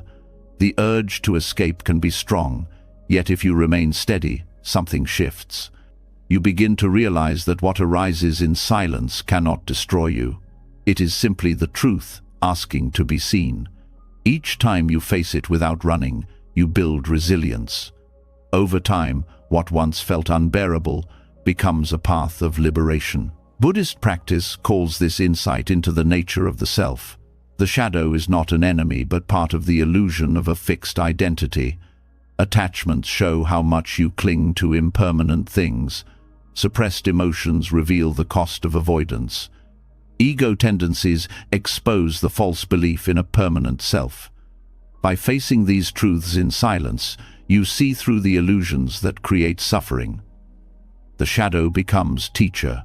This reflection is not limited to formal meditation. It happens in daily life whenever you create space for solitude. A walk alone without music, sitting quietly at the end of the day, or simply pausing in the midst of activity. Each moment of silence has the potential to reveal what you have ignored. If you resist filling these spaces, the mirror begins to work. You start to see patterns that have shaped you for years without awareness. In relationships, this self-examination is crucial. Many conflicts are not caused by others, but by your own shadows projected outward. Anger toward a partner may be rooted in old wounds, not their actions. Jealousy may arise from insecurity, not reality. Silence shows you this. By facing your own shadow, you prevent it from spilling onto others. This is compassion in its truest form, not harming others with the parts of yourself you have refused to face. The mirror of silence also reveals subtle habits of thought. You may notice a tendency to replay conversations, to construct arguments, to anticipate criticism. These habits drain energy and perpetuate cycles of suffering. Alone and quiet, you see them clearly, and once seen, they begin to lose power. You realize that much of your suffering is self-created, sustained only by unconscious repetition. The recognition itself weakens the cycle. This work requires courage. To face suppressed pain and ego illusions is not easy, but silence provides the safest ground for this work. Unlike the outside world, silence does not judge. It simply reflects. It shows what is there without distortion. Your task is to remain present, to witness without turning away. This witnessing is itself healing. The shadow loses its power when it is brought into the light of awareness. Over time, the fear of silence fades. What once felt threatening becomes liberating. You see that your attachments can be released, your emotions can be felt and let go. Your ego does not need constant reinforcement. Silence becomes less of a mirror for pain and more of a mirror for truth. You begin to recognize the depth of your being beyond the shadow. What remains is clarity, strength, and peace. The wisdom of solitude has been known by sages across traditions. They retreated not to escape the world, but to see themselves clearly. In caves, forests, and deserts, they met their shadows face to face. Their insight came not from running, but from sitting still long enough for the truth to reveal itself. This same path is available in daily life. You do not need mountains or temples, only the willingness to sit in silence and let the mirror show you what is there. The deeper you go, the more you understand that the shadow is not separate from light. Attachments, suppressed emotions, and ego tendencies all arise from the same source, the mind grasping at impermanence. By seeing this clearly in silence, you transcend the struggle. You no longer fear what arises. You recognize that every shadow is simply a call to awareness. The mirror reflects, you see, and in seeing, you are free. Silence as a mirror is both challenge and blessing. It strips away illusions, it confronts you with what you have hidden, and it demands honesty. But it also offers the possibility of liberation no external teacher can give. By facing yourself fully, you dissolve the forces that unconsciously drive your suffering. Solitude is not emptiness, it is clarity. And in that clarity, you find the strength to live authentically, free from the shadows that once ruled from the dark. When silence reveals the shadow, you begin to see how much of life is shaped by unconscious clinging. Attachments, suppressed feelings, and ego illusions all surface, showing how deeply you rely on external anchors for identity and comfort. Yet as these truths come into the light, another question arises. How do you live in the world once you recognize the grip of attachment? Do you retreat completely, cutting ties to avoid suffering? Or do you stay engaged and risk being pulled back into old patterns? The Buddha's answer was the middle path: detachment without isolation. It is the art of withdrawing inwardly while remaining connected outwardly, a balance that keeps you free without turning you cold. Detachment in this sense is not indifference. It does not mean rejecting life, avoiding people, or refusing to care. It means loosening the grip of need. When you are detached, you can love without clinging, work without being consumed, and live without being enslaved by every rise and fall. Isolation pushes others away, but detachment brings you closer in a healthier way. You connect not because you need constant validation, but because your presence is whole. This practice begins with awareness of how attachment shapes behavior. In relationships, attachment often hides behind the word love. You may believe that caring means holding tightly, controlling outcomes, or expecting others to complete you. But silence and self-reflection reveal the truth. This is not love, but dependency. Detachment does not diminish love, it purifies it. When you stop clinging, affection becomes freer, respect deepens, and the bond is lighter. Love becomes an offering, not a demand. In daily life, detachment also transforms how you relate to possessions and success. The world constantly tells you that identity is tied to what you own or achieve. The more you grasp, the more fear arises, fear of loss, fear of failure. Detachment is not rejecting wealth or goals, but relating to them without chains. You can work hard, create, and enjoy, but you do not collapse if things change. You remain steady whether praised or criticized, whether fortune rises or falls. This steadiness is the fruit of inward withdrawal without outer rejection. The middle path is essential because extremes create imbalance. Complete withdrawal into isolation may protect you from pain, but also cuts you off from the richness of human experience. Total immersion in the world without detachment leaves you enslaved by its ups and downs. The Buddha warned against both extremes. The middle path teaches that freedom comes not from running away, but from walking through life with balance, engaged yet unbound. In practice, this means cultivating an inner space that is untouched, even while you move through noise and responsibility. Meditation trains this capacity. You learn to return to the center again and again, noticing thoughts, emotions, and external pressures without clinging. Over time, this calm begins to accompany you everywhere. In conversations, you are present but not reactive. In work, you are committed but not consumed. In relationships, you are loving but not dependent. This is detachment without isolation, lived in daily action. Detachment also changes how you face loss. When you are attached, loss feels like the end of yourself. You collapse because you had fused your identity with what is gone. Detachment allows grief to flow without destroying you. You mourn but do not lose your center. You acknowledge impermanence without resisting it. This does not make you cold, it makes you resilient. You can comfort others not by denying pain, but by showing that peace is possible even in the midst of it. In community, life detachment is equally vital.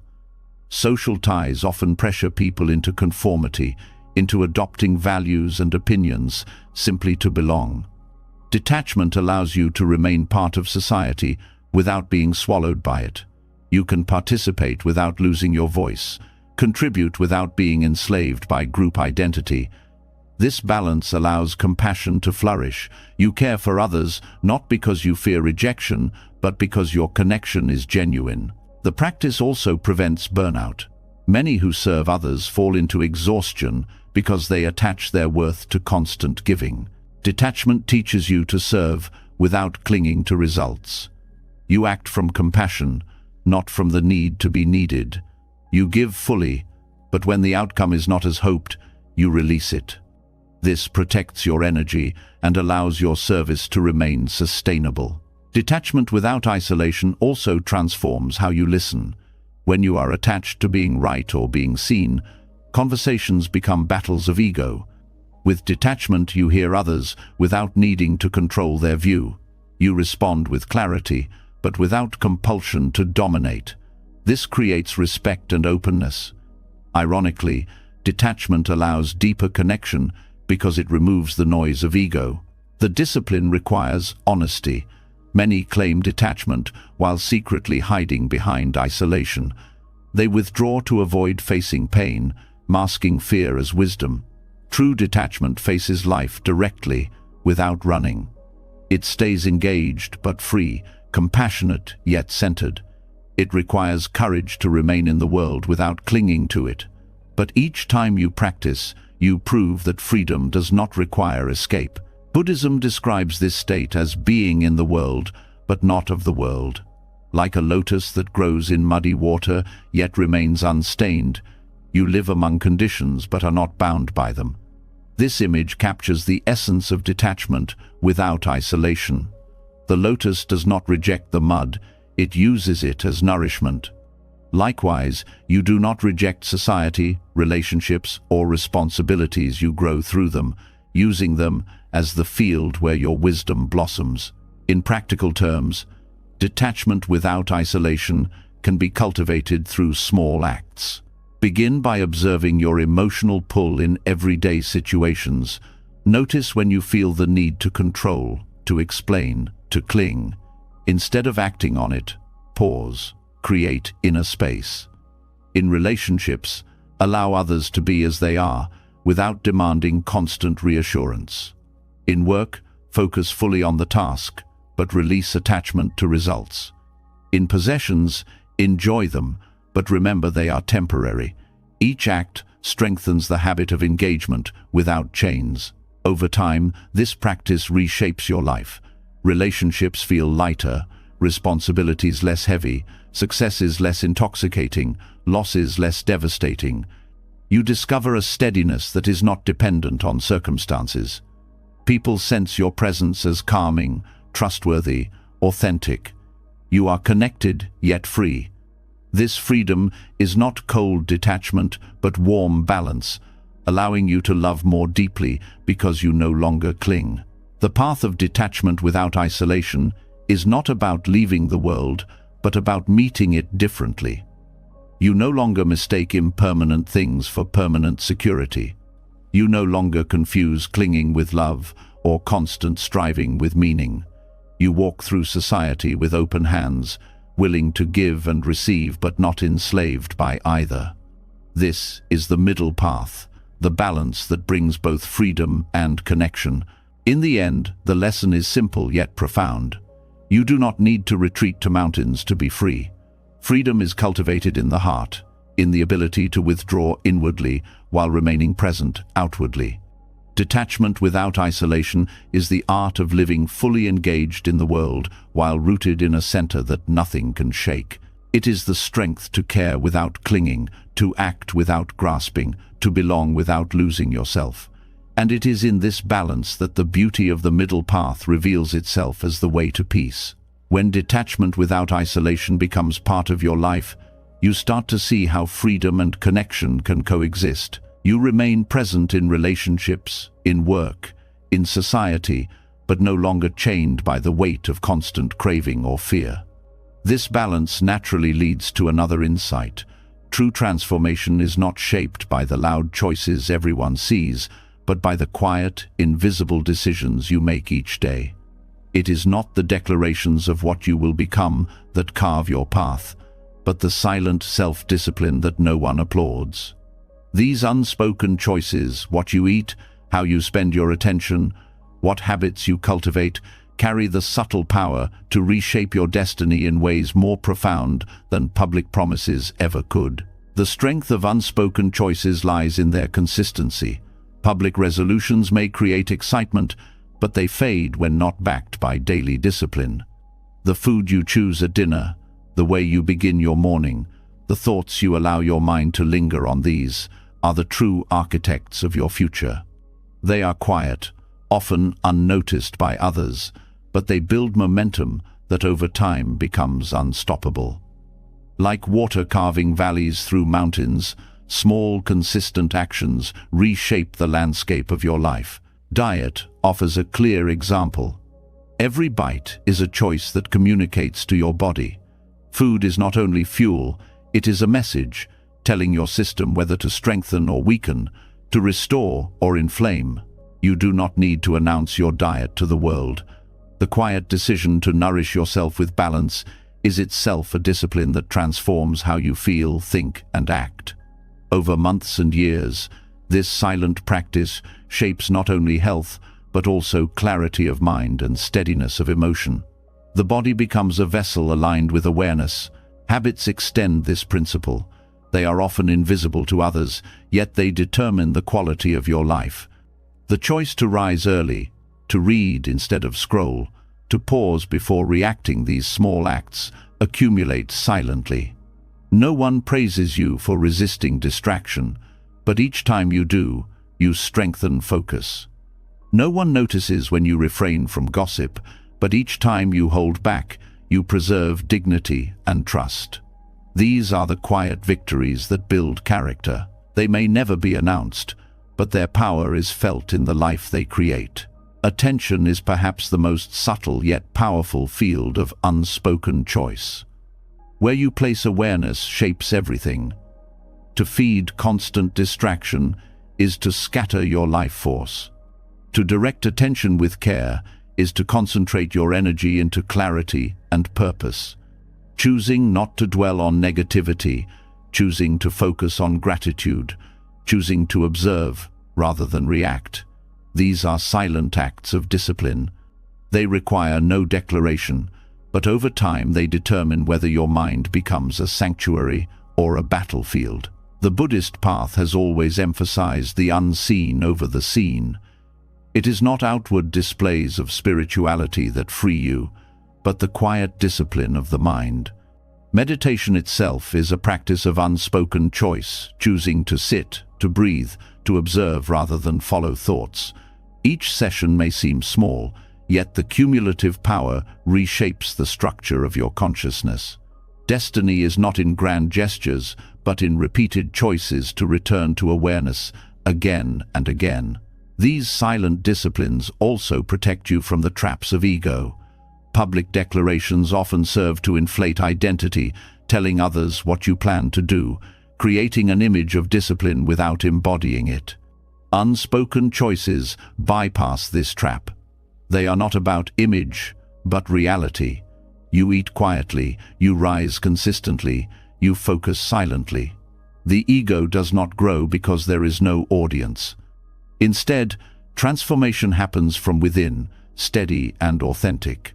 This principle applies equally in relationships. Loud promises of loyalty or change mean little without consistent silent action. Choosing patience instead of irritation, respect instead of dismissal, presence instead of distraction, these daily acts build trust far more than words. Over time, the quiet strength of your choices becomes evident. Relationships do not thrive on dramatic declarations, but on the invisible fabric woven from unspoken discipline. The power of unspoken choices also lies in their alignment with impermanence.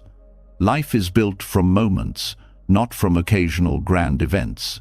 By tending carefully to each moment, you align yourself with reality. Every bite, every breath, every thought becomes an opportunity to shape the future. This mindfulness transforms destiny not through control but through steady presence. The cumulative weight of small, silent choices carries more force than the fleeting spark of dramatic announcements. History shows that great lives were built not only on public acts, but on unseen discipline. Philosophers, monks, leaders, and artists cultivated habits in solitude that no one witnessed. Their greatness was not the product of sudden inspiration, but of countless silent choices aligning over years. This pattern is available to anyone. You do not need recognition to transform your life. You need discipline in the unseen moments when no one is watching. These choices also reveal integrity. When you act in ways consistent with your values, even without witnesses, you build trust with yourself. You no longer need external validation because you know your strength comes from within. This self-trust is unshakable. It creates confidence that is calm rather than boastful, grounded rather than fragile. The quiet power of unspoken choices builds a foundation that no storm can erode. Unspoken discipline also cultivates humility. Because no one sees, there is no pride to inflate. The practice itself becomes its own reward. You choose well not for applause, but because you recognize the long-term effect on your life. This humility deepens your presence. People feel it not through what you say, but through the calm, steady energy you carry. The subtlety of these choices also teaches patience. Dramatic change often collapses under its own weight, but gradual, silent change endures. You learn to value progress measured in years rather than days. You discover that transformation is not about speed, but about direction. Each silent step sets a trajectory that reshapes your life without drama. Patience itself becomes a discipline, chosen again and again in the quiet. These choices extend beyond personal benefit. Silent self-discipline reduces suffering for others as well. When you eat mindfully, you become healthier and less dependent on others to carry your burdens. When you train your habits, you create a stable presence that calms those around you. When you discipline your attention, you respond with clarity instead of reactivity, protecting others from unnecessary harm. Silent choices ripple outward, shaping not only your destiny, but the lives of those you touch. The deeper lesson is that destiny is not an accident, but the result of thousands of choices, most of them invisible. Each one is a seed planted in the soil of your life. Public words may impress for a moment, but seeds are planted in silence. The harvest comes from what you choose in private, not what you declare in public. This truth is both empowering and humbling. It places responsibility in your hands at every moment. Buddhism teaches that liberation itself is cultivated through countless small acts of discipline, ethical choices, mindful actions, silent restraint. Each act may seem minor, but together they reshape the mind, dissolving ignorance and planting wisdom. This path is not loud. It is built on unspoken choices repeated steadily over time. That is why its power is so great. In the end, the life you create is not determined by what you announce, but by what you practice. It is shaped in the kitchen, in the morning routine, in the moments when you choose to breathe instead of react, to focus instead of scatter. These unspoken choices are the architects of destiny. They do not need to be declared because their results speak louder than words ever could. And when you live with this awareness, you discover that the quiet discipline of daily life is the most powerful force for transformation you will ever know. The strength of unspoken choices shows that destiny is not shaped by noise, but by the quiet acts of discipline that no one sees. When this truth takes root, another layer of wisdom unfolds. You begin to notice how much of modern suffering comes not from hunger or danger, but from comparison. The endless measuring of yourself against others, the craving for recognition, the subtle competition for worth, all of it drains peace and blinds you to your own path. The antidote is not found in competing harder, but in turning inward. Self-focus, rooted in Buddhist reflection, becomes the medicine that dissolves envy, competition, and the addiction to external validation. Comparison is woven deeply into human culture. From childhood, people are taught to measure themselves against peers, grades, appearance, possessions, achievements. The message is clear. Your value lies in being better than someone else. Yet this race never ends, because there will always be someone with more wealth, more beauty, more success, more recognition. The chase becomes a prison. Envy corrodes joy. Competition replaces connection, and validation from others becomes a drug that must be constantly renewed. Buddhism cuts to the root of this suffering by turning the gaze inward. Instead of asking how you compare to another, the practice asks, how well do you know yourself? Where are your thoughts leading you? What attachments keep you restless? What habits create clarity or confusion? These questions shift the ground entirely. The focus is no longer on outrunning others, but on awakening within. This is not selfishness, it is liberation. The more you see yourself clearly, the less power comparison has over you. Self-focus reveals that envy is born from illusion.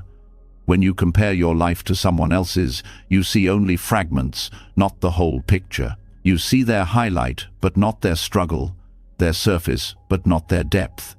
Silence and self-reflection expose the futility of envy by showing that every being carries impermanence, suffering, and longing. No one's life is perfect, and no comparison is complete. When this truth is seen directly, envy weakens. You begin to wish others well instead of resenting them, because you understand that joy cannot be stolen, it must be cultivated within. Competition, too, begins to dissolve under self-focus. In reflection, you notice how striving to outshine others fuels restlessness.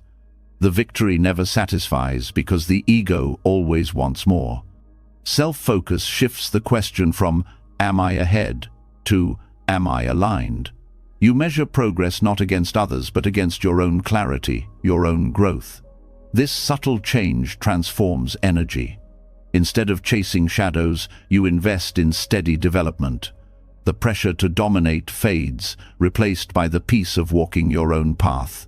External validation loses its grip through the same process. When you examine the craving for approval, you see its emptiness. Praise feels good briefly but fades quickly, leaving you hungry again. Criticism wounds deeply because it strikes at insecurity. Self-focus breaks this cycle by anchoring worth in awareness rather than opinion. You learn to trust the quiet voice within that arises in silence, the one not shaped by applause or rejection. This inner grounding makes you free.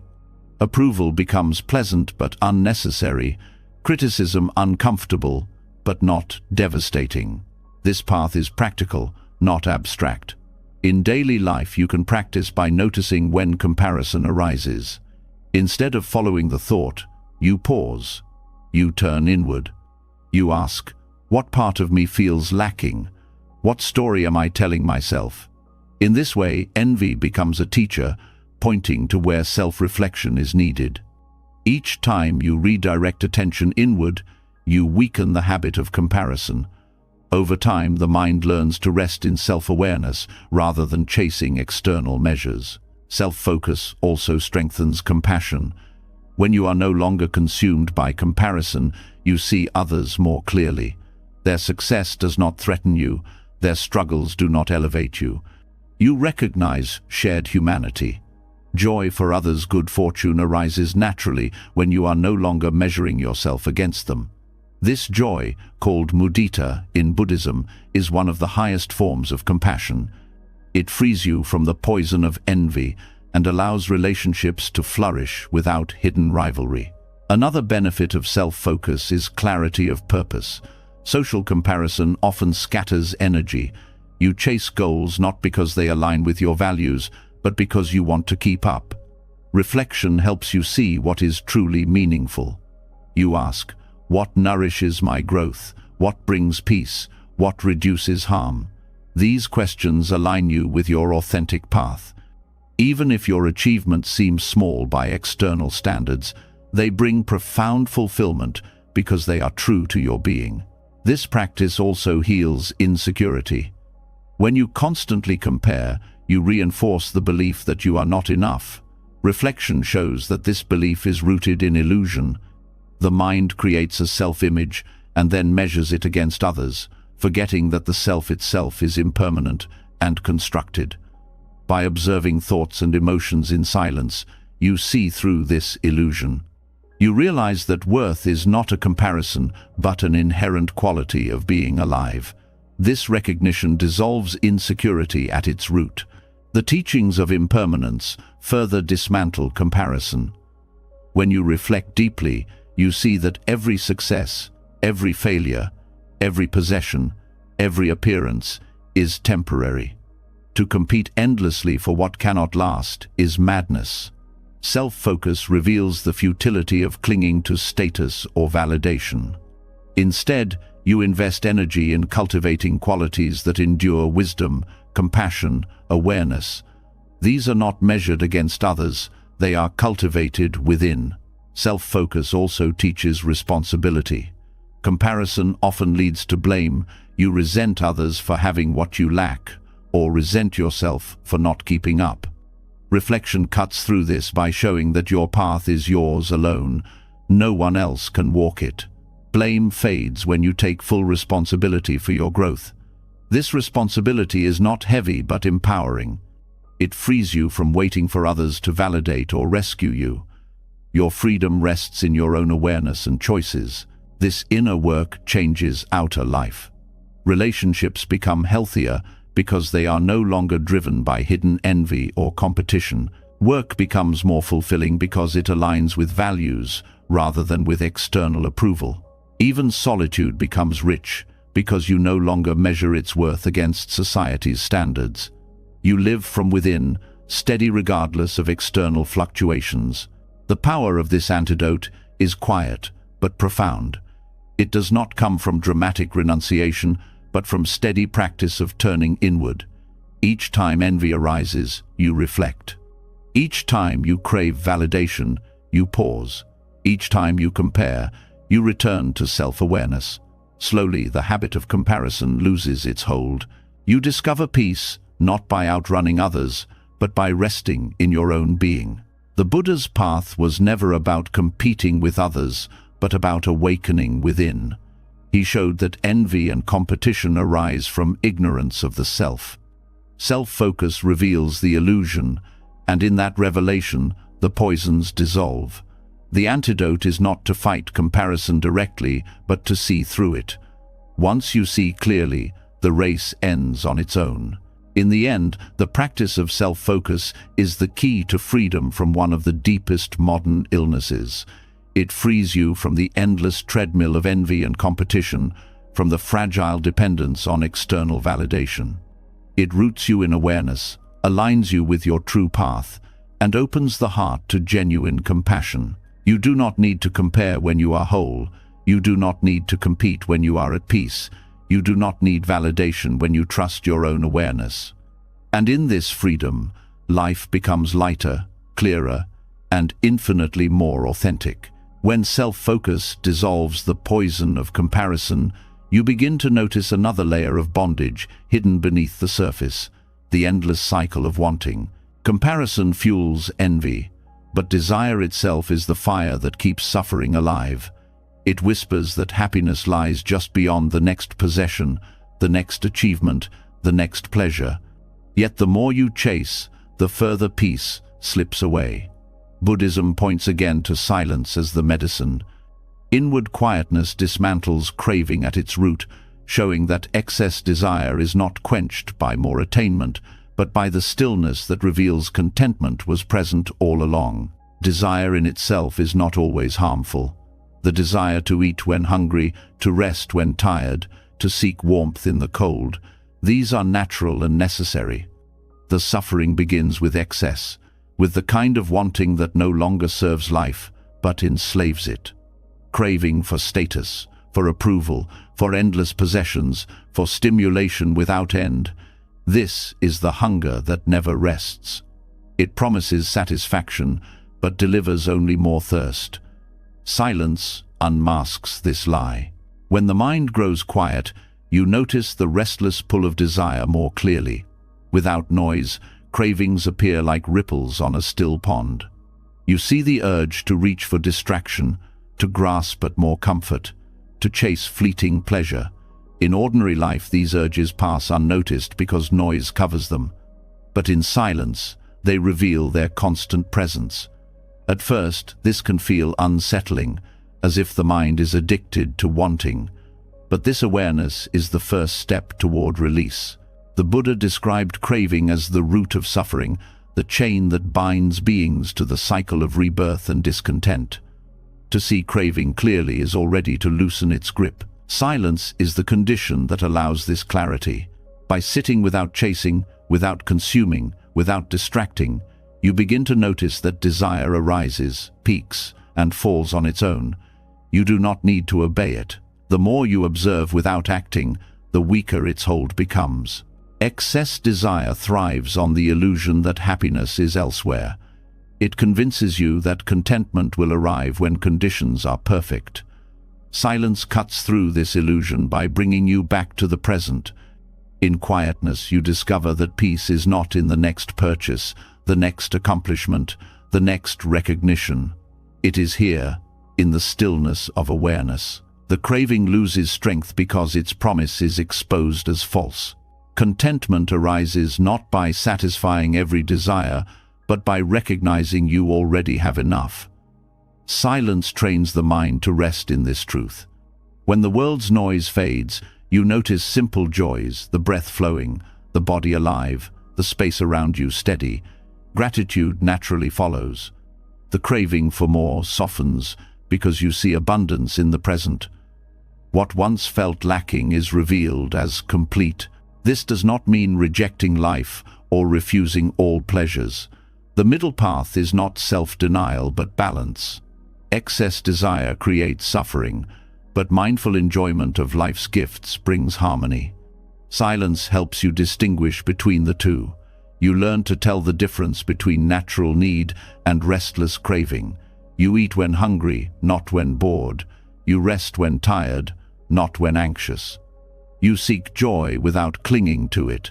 Silence teaches moderation without force, balance without repression. Desire often hides beneath layers of identity. You crave recognition because it affirms ego. You crave possessions because they signal worth. You crave stimulation because it keeps you from facing inner emptiness. Silence strips these illusions bare. Alone with yourself, you realize how much of your wanting is not about the object, but about the image.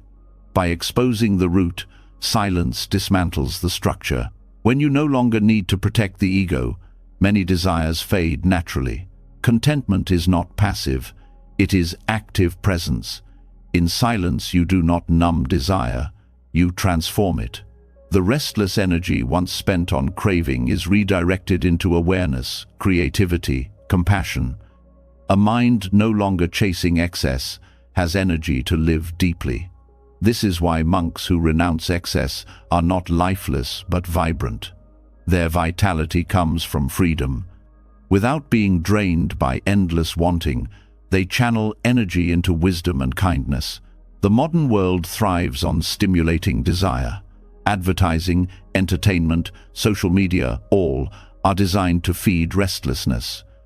To live without excess craving is a radical act. Silence becomes resistance. By stepping back, by creating space free of constant input, you reclaim sovereignty over your mind. You begin to choose consciously rather than being led unconsciously by every spark of desire lit by the outside world. This discipline reshapes daily life. The choice to eat mindfully instead of indulging excess.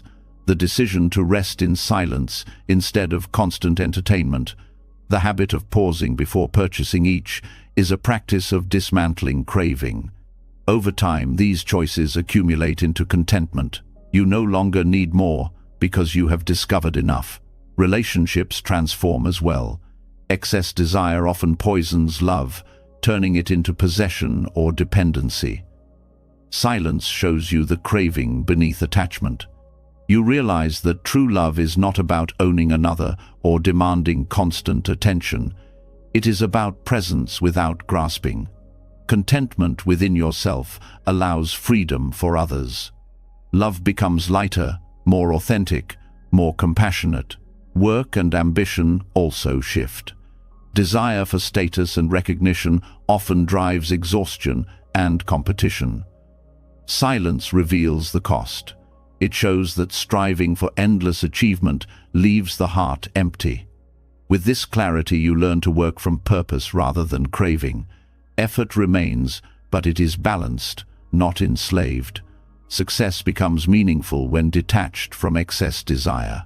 The death of excess desire is not a single event, but a steady dismantling. Each time you sit in silence, you weaken the chain.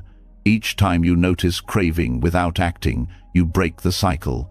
Each time you rest in contentment, you train the mind to find peace within.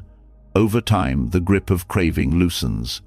Life feels lighter, not because you have everything, but because you no longer need everything. The ultimate lesson is that desire is not destroyed by force, but by awareness. Silence provides the awareness. It shows desire arising and passing, exposes its illusions, and reveals the contentment already present. This is the path the Buddha walked, and the path still open to anyone willing to sit in quietness. Excess desire dies not with dramatic renunciation, but with steady awareness in silence. Contentment born from this practice is unshakable. It does not depend on possessions, status, or external conditions.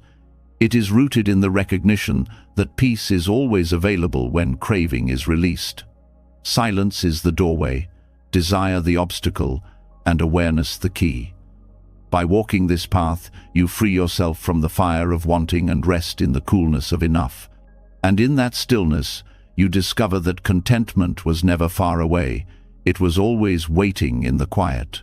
When silence teaches you how to dismantle craving and rest in the fullness of enough, you also begin to notice how often desire disguises itself in another form, the desire to be right. The need to win debates, to prove your perspective, to persuade others until they yield is one of the subtlest cravings of the ego.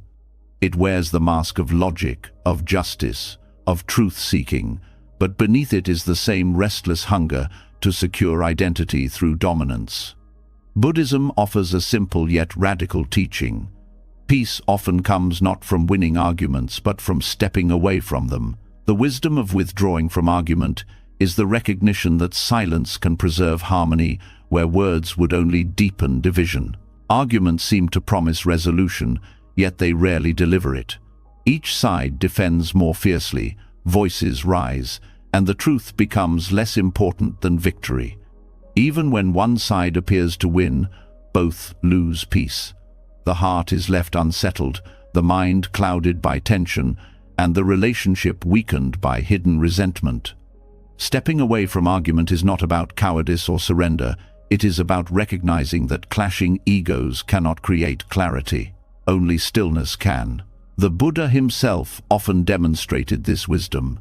When pressed with hostile questions, he frequently chose silence. His silence was not ignorance, but a refusal to entangle himself in disputes that could not bear fruit. He understood that many arguments are traps, born not from genuine inquiry, but from the ego's need to be affirmed. By withdrawing, he showed that truth does not require defense. Truth stands whether or not it is acknowledged. Withdrawing from argument does not mean abandoning communication. It means knowing the difference between dialogue and conflict. Dialogue arises when both sides seek understanding. Argument arises when each side seeks to conquer. In dialogue, silence can be broken with careful words. In argument, silence is often the greater wisdom. By refusing to fuel conflict, you preserve energy and allow time for clarity to emerge naturally. The practice begins with self-awareness. Notice the surge of energy when someone challenges you. The ego burns to respond, to correct, to assert. In that moment you pause. You ask, will these words bring peace or will they inflame? Is my goal to understand or simply to win. Often you will see that the impulse to speak is rooted in pride, not in wisdom. Withdrawing becomes the truer strength. This withdrawal is not suppression. Suppression locks anger inside. True withdrawal is release. You allow the urge to argue to rise and pass without action.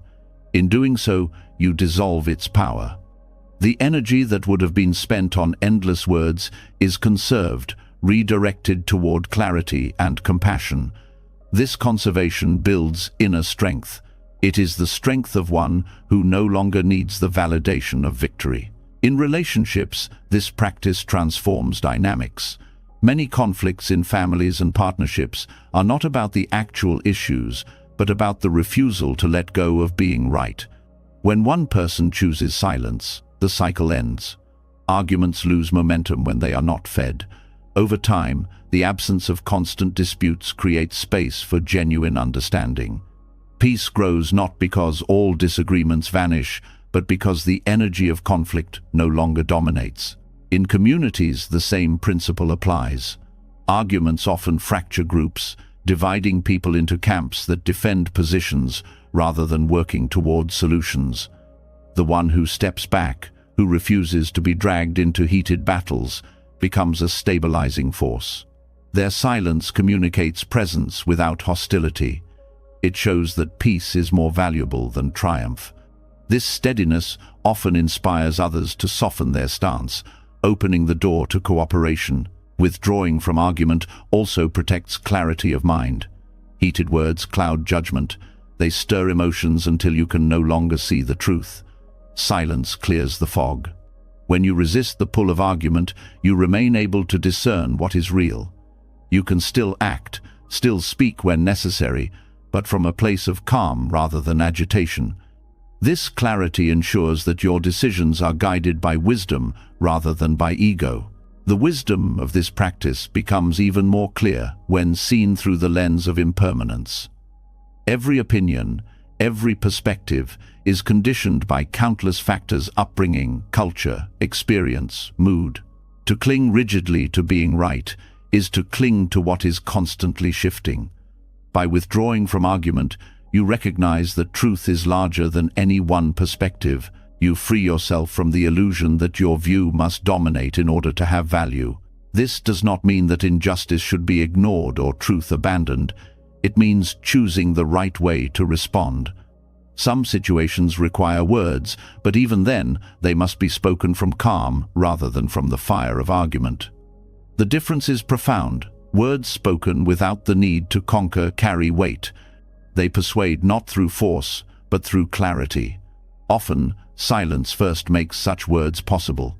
The practice also dismantles pride. The ego thrives on the belief that it is superior. Argument is its favorite stage. Each victory inflates it, but each defeat wounds it, creating a cycle of highs and lows. Withdrawing removes the stage entirely. Pride loses its arena. In its place arises humility, the recognition that truth does not belong to any single person. This humility is not weakness, but freedom from the exhausting need to prove. In daily life, the opportunities to practice are endless.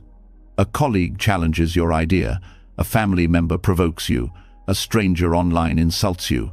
In each case, you face a choice.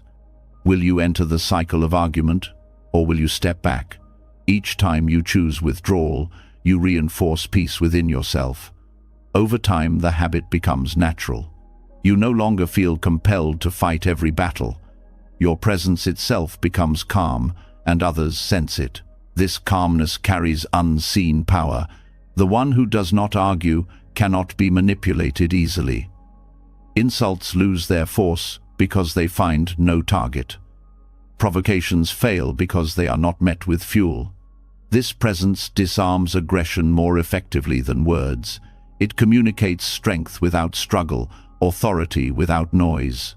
People begin to recognize that your silence is not weakness but mastery.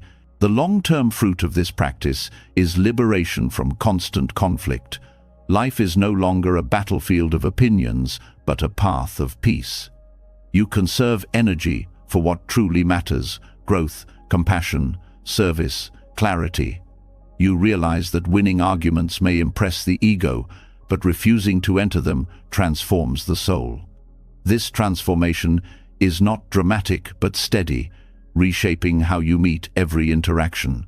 Buddhism calls this restraint, right speech. Right speech is not only about what is said, but about what is left unsaid. The choice not to argue when no peace can arise is itself right action. It prevents harm, reduces suffering, and cultivates inner freedom. Each time you withdraw, you embody this wisdom. You show that peace is stronger than victory, silence more powerful than persuasion. In the end, the wisdom of withdrawing from argument is about choosing freedom over bondage. The ego wants to fight, awareness chooses peace. Arguments may win you points in the eyes of others, but silence wins you clarity, dignity, and strength. By stepping away, you do not lose. You gain a life unburdened by endless conflict. And in that space of peace, wisdom grows, compassion flourishes, and true strength is revealed. When the wisdom of withdrawing from argument becomes clear, you begin to notice another subtle trap hidden in everyday life. Not every disturbance comes from heated debates or conflicts. Much of it comes from words spoken casually, without thought, words that seem harmless in the moment, but carry consequences that ripple outward. Gossip shared in passing, exaggerations slipped into conversation, careless speech born from restlessness, these all plant seeds that shape the future in ways we rarely see. Buddhism calls this the hidden karma of idle talk, and it is a truth as sharp as it is humbling. Silence becomes not just a refuge from conflict, but a shield against the unseen chains created by words spoken without care. Idle talk is deceptive because it often feels light. A joke at someone's expense, a rumor repeated just to fill silence, a half-truth told to appear more interesting. These are not shouted arguments, yet they carry weight. Each word is energy. Once released, it cannot be taken back. Gossip spreads, shaping reputations and sowing mistrust. Exaggeration distorts reality, leading others astray. Careless words plant seeds of misunderstanding that may grow into resentment, even conflict. The karma is hidden because you rarely see its full effect, but it exists all the same. Silence prevents these ripples before they begin. By pausing, by refusing to speak without purpose, you stop the chain reaction of consequences that idle talk creates. This is not about becoming cold or mute. It is about recognizing the power of speech and respecting it. When words are used sparingly and with awareness, they become tools of healing instead of harm. Gossip is perhaps the most common form of idle talk. It thrives on the desire to feel significant, to bond over someone else's story, to fill emptiness with excitement. Yet gossip poisons the one who speaks as much as the one who is spoken about. Each time you participate, you reinforce patterns of judgment and mistrust. You create a habit of seeing others through flaws instead of compassion. The Buddha warned that gossip scatters the mind and weakens virtue. Silence, in contrast, builds dignity. By refusing to pass on what is not yours to share, you protect both yourself and others. Exaggeration is another hidden chain. It may seem harmless to stretch a story, to add color for attention, but each exaggeration is a departure from truth. Over time, this weakens trust. Others sense the distortion, even if they cannot name it. More importantly, it clouds your own relationship with reality. When you train yourself to bend truth for effect, you lose clarity in perception. Silence cuts this cycle.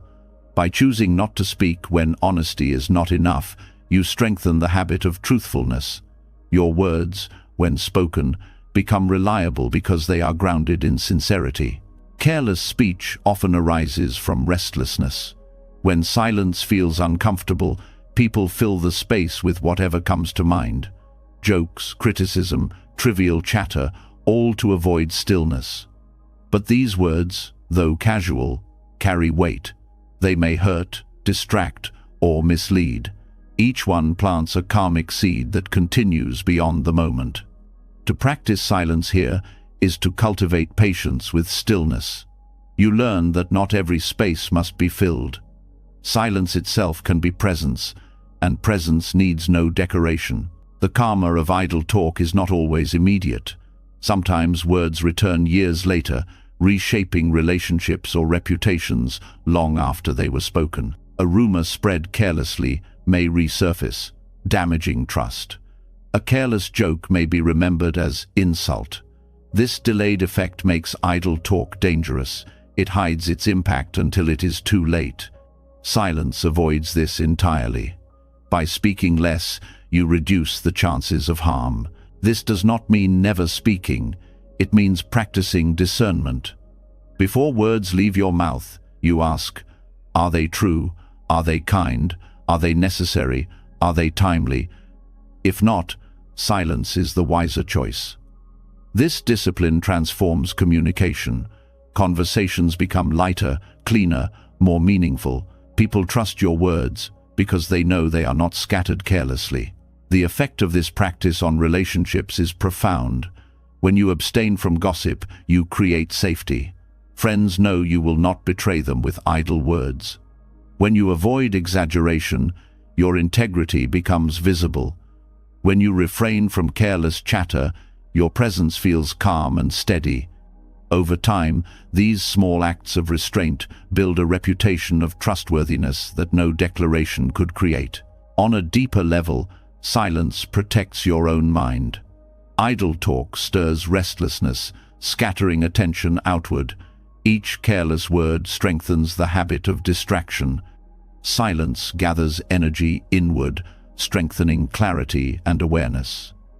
You feel less drained because you no longer spend energy on maintaining illusions or fueling unnecessary drama. Your mind becomes sharper, more grounded in reality. Idle talk also feeds ego. It often arises from the desire to be noticed, to appear interesting, to hold attention. By practicing silence, you weaken this egoic craving. You discover that presence does not need performance. You are valuable without filling the air with noise. This realization brings humility, a strength far greater than the fleeting thrill of being the center of attention. Even in work and community, silence has hidden power. Teams often waste energy in endless chatter, meetings filled with words that add nothing. When silence is practiced, communication becomes focused.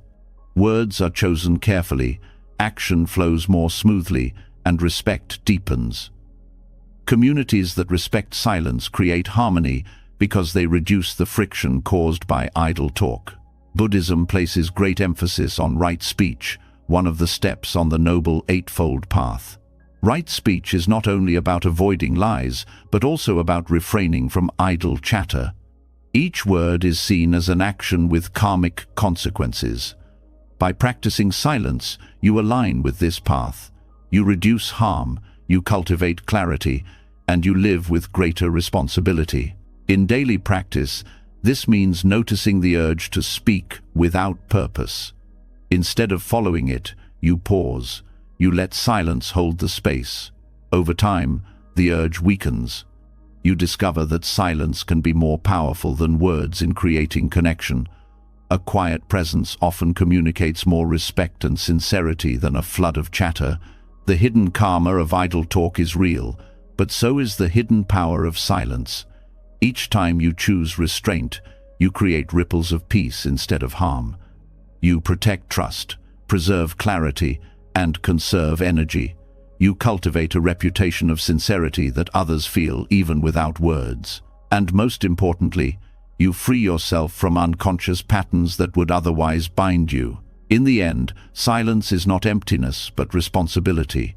It is the recognition that words are powerful, that even casual speech shapes the world. By practicing restraint, you ensure that when you do speak, your words heal rather than harm. You discover that the greatest strength lies not in constant talking, but in the discipline to remain quiet when quiet is best. And in this discipline, peace takes root where conflict and confusion once thrived. When the hidden karma of idle talk is understood, a deeper dimension of silence becomes visible. It is not only about avoiding gossip or careless speech, it is about the ethical weight carried by every sound that leaves your lips. To choose silence is often to choose harmlessness. In Buddhism, this principle is known as ahimsa, non-violence, the commitment to cause no harm in thought, word, or deed. Silence practiced with awareness becomes one of the purest forms of non-violence. By refusing to react with harshness, by withholding speech that could injure, you protect not only others but also yourself from the ripples of harm. Violence is usually imagined as physical aggression, but words can wound with equal force. A single insult can scar for years, a careless statement can break trust, and a harsh tone can harden hearts. These are forms of violence as real as blows, though less visible. Choosing silence in moments of anger or conflict prevents these wounds. It interrupts the impulse to strike with words, giving space for the heat to cool. This is ahimsa, lived not through restraint of the body, but through discipline of the voice. Silence also protects the self. Each time you react violently, whether through words or actions, you plant seeds of agitation within. The anger does not vanish with expression. It lingers, leaving traces that disturb peace of mind. By choosing quiet, you protect your inner world from being poisoned by reaction. You allow the surge of emotion to pass without leaving scars on yourself or others. This is not suppression, but liberation, the recognition that you do not need to become the slave of your impulses. This practice begins with awareness of the chain between thought, word, and action. A thought of anger arises, the urge to speak follows, and soon harsh words fly. Violence is born in seconds. But if you hold silence in the gap, the chain is broken. The thought loses momentum, the word never leaves, the action never forms. By guarding the gateway of the mouth, you dismantle violence at its root. Silence as non-violence also extends to subtle forms of harm. Sarcasm, mockery, unnecessary criticism, these may appear lighter than outright insults, yet they cut just as deeply. They erode trust, weaken connection, and fuel resentment. Choosing silence instead of indulging in these habits is a form of compassion. It communicates respect without needing to prove superiority. It allows relationships to grow in safety rather than suspicion. In families, this discipline has transformative power. Arguments often escalate not because of the issue itself, but because of the words exchanged in heat. Parents lash out at children. Partners strike each other with phrases they later regret. Choosing silence in these moments is an act of love. It prevents wounds that may linger for years. It teaches that restraint is not weakness, but strength. That love can be shown by refusing to harm, even when provoked. In communities, silence as non-violence becomes a stabilizing force. Groups often fracture when members respond harshly to one another. By refusing to add fuel, you become a source of calm. Others sense that in your presence they are safe from attack. This safety creates trust, and trust allows cooperation. Non-violence lived through silence builds harmony not by force but by absence of harm. The practice also extends inward. Violence is not only directed outward, it often turns inward as self-criticism. Harsh inner dialogue, constant judgment, and relentless blame are forms of inner violence. Silence can dissolve them. By pausing instead of feeding self-criticism, you soften the habit. You begin to treat yourself with the same compassion you would offer others. Inner silence is thus non-violence toward the self, healing wounds created by years of harsh inner speech. Ahimsa through silence does not mean passivity. It does not mean allowing injustice to continue or refusing to speak truth. It means choosing words carefully, ensuring that when you do speak, your intention is to reduce harm rather than to increase it. Silence creates the space for this clarity. It ensures that speech, when it arises, comes from wisdom rather than reactivity. In practice, This requires training. When provoked, the impulse to react feels immediate and overwhelming. But if you breathe, if you pause, if you let silence hold you, the energy shifts, the urge loses force. From that silence, a wiser response may emerge, or perhaps no words at all. Both are acts of non-violence, because they prevent the cycle of harm. The karmic effects of silence as non-violence are profound. Each time you refrain from reacting with harm, you prevent the creation of karmic chains that would bind you further. Instead, you plant seeds of peace. These seeds shape your future interactions, your relationships, even your inner state. Over time, your presence itself becomes a field of safety. Others feel it without explanation. They know that in your company, they are free from the threat of harm. This discipline reshapes how you see strength. The world often confuses strength with domination, with the ability to crush or silence others. But true strength lies in restraint, in the ability to remain still when provoked. Silence reveals this strength. It shows that you are not controlled by others' aggression, that your peace cannot be stolen by their noise. This strength inspires, for it demonstrates mastery not of others, but of yourself. Buddhist practice often points to the ideal of harmlessness as the highest ethic.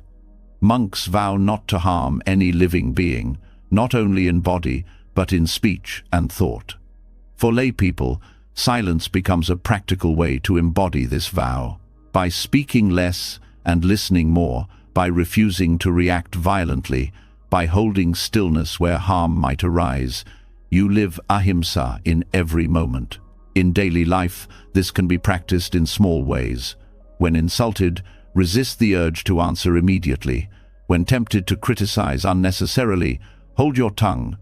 When self-judgment rises, pause in silence rather than feeding it. Each act is small, but together they build a life aligned with non-violence.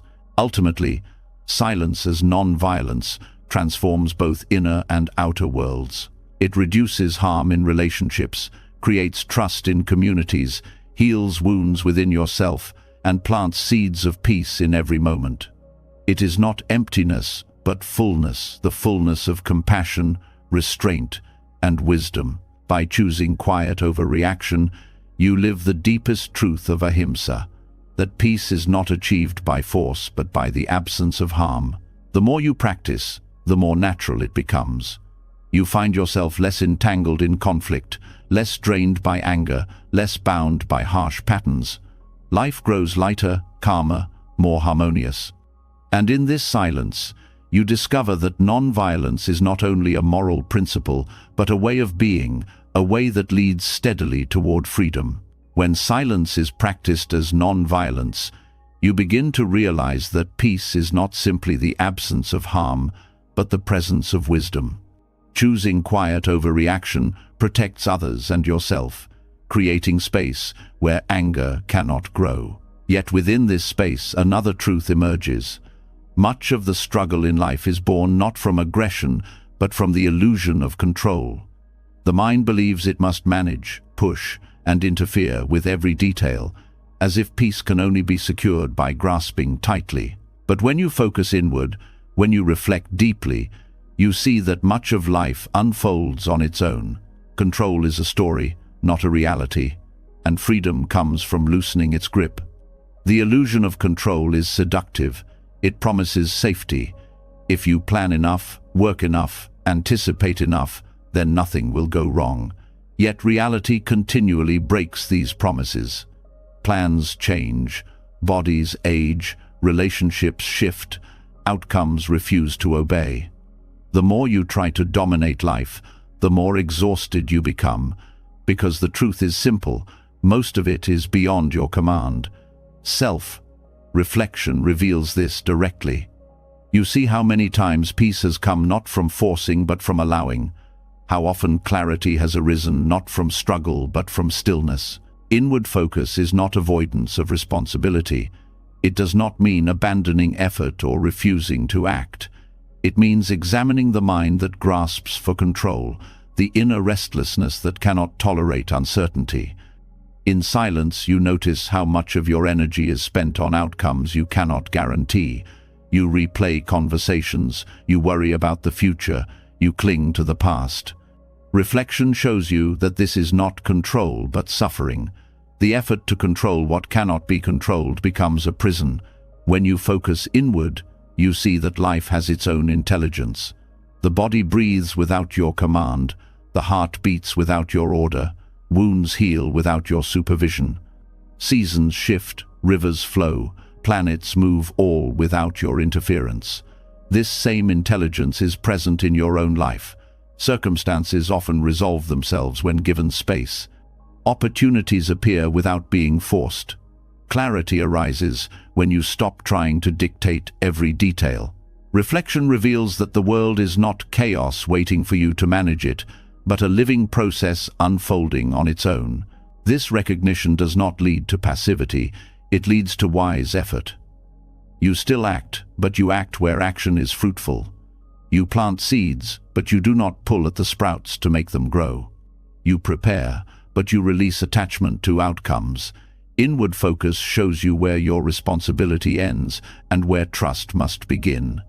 This balance is the middle path between control and neglect. The illusion of control is often tied to fear. You try to dominate the future because uncertainty feels unbearable. But reflection teaches that uncertainty is the nature of life itself. No amount of planning erases it. By facing this directly, you weaken fear's hold. You discover that peace does not come from eliminating uncertainty, but from accepting it. When you release the grip of control, you step into alignment with reality rather than struggling against it. Relationships reveal this lesson vividly. Much conflict arises from trying to control others, expecting them to act as you wish, to meet your needs, to fit your image.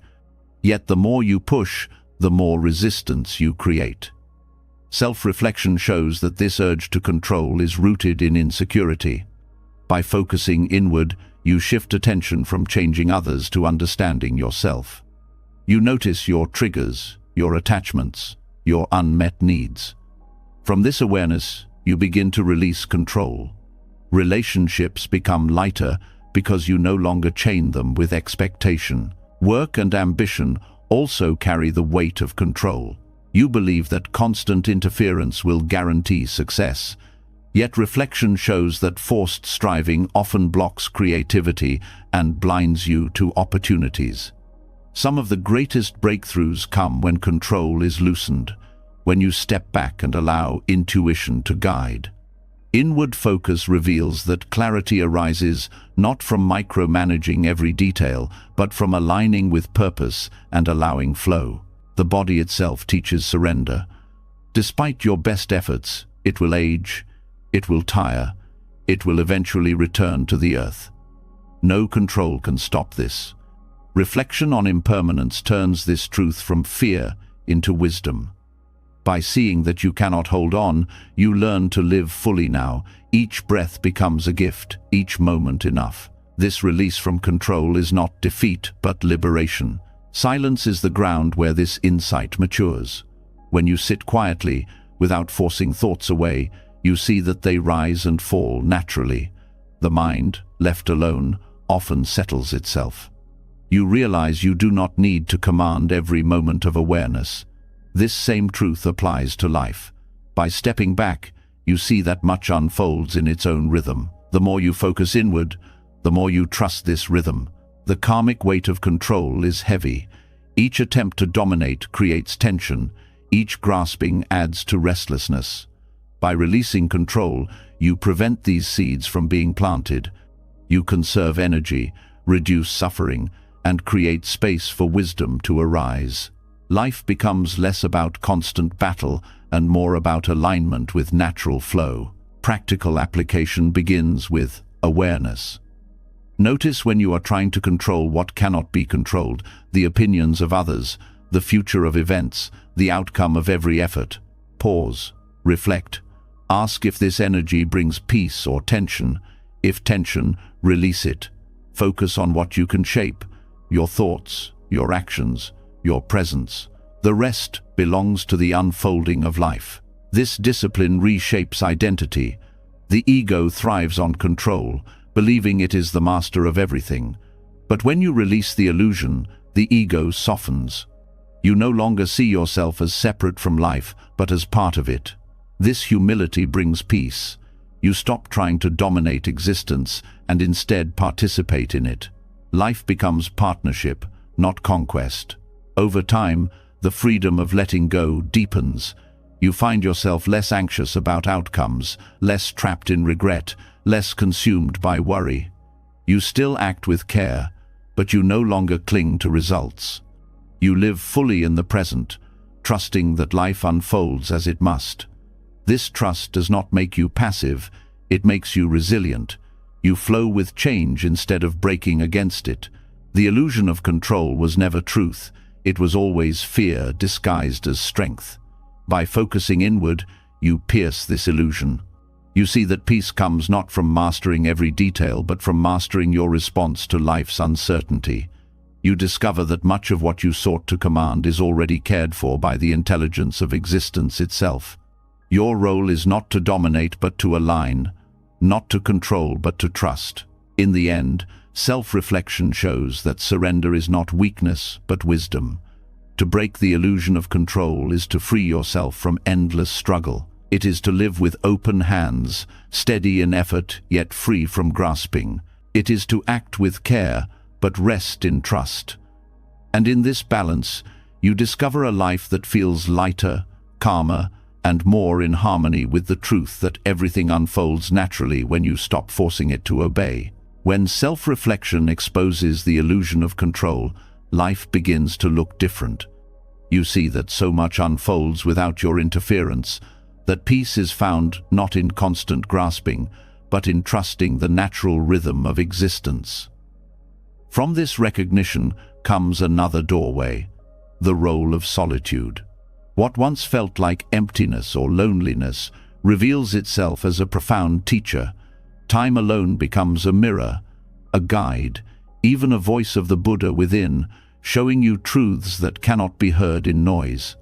Solitude is no longer absence but presence, no longer isolation but instruction. At first, solitude can feel threatening. The absence of others strips away distractions, leaving you face to face with yourself. Without external voices to affirm or distract, suppressed emotions surface. Boredom arises, restlessness appears, and the mind runs in circles. This discomfort is why so many avoid being alone. Yet if you stay, if you resist the urge to flee into activity or company, solitude begins to shift. The stillness turns from hostile to nurturing. It reveals insights that no teacher, no book, no lecture could ever give. Solitude becomes a teacher because it removes illusions. In company, it is easy to wear masks, to perform roles, to seek approval. Alone, those masks fall. You see clearly what you fear, what you crave, what you cling to. Solitude exposes the raw truth of your being. This honesty can be painful, but it is also liberating. Only when you see yourself without disguise can you begin to transform. Silence in solitude is the first lesson. It teaches authenticity. Inwardly, solitude awakens forgotten capacities. Creativity often flourishes in quiet, when the mind is not pulled outward but allowed to wander freely. Many great works of art, philosophy, and spiritual insight were born in solitude. The Buddha himself withdrew to the forest. Saints sought deserts. Sages sat in mountains. They were not escaping life, but listening to it more deeply. Solitude provided the space where truth could surface unhindered.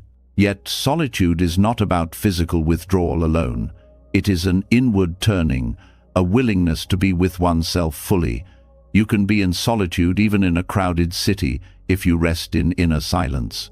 Likewise, you can feel deeply lonely even when surrounded by people if you avoid yourself.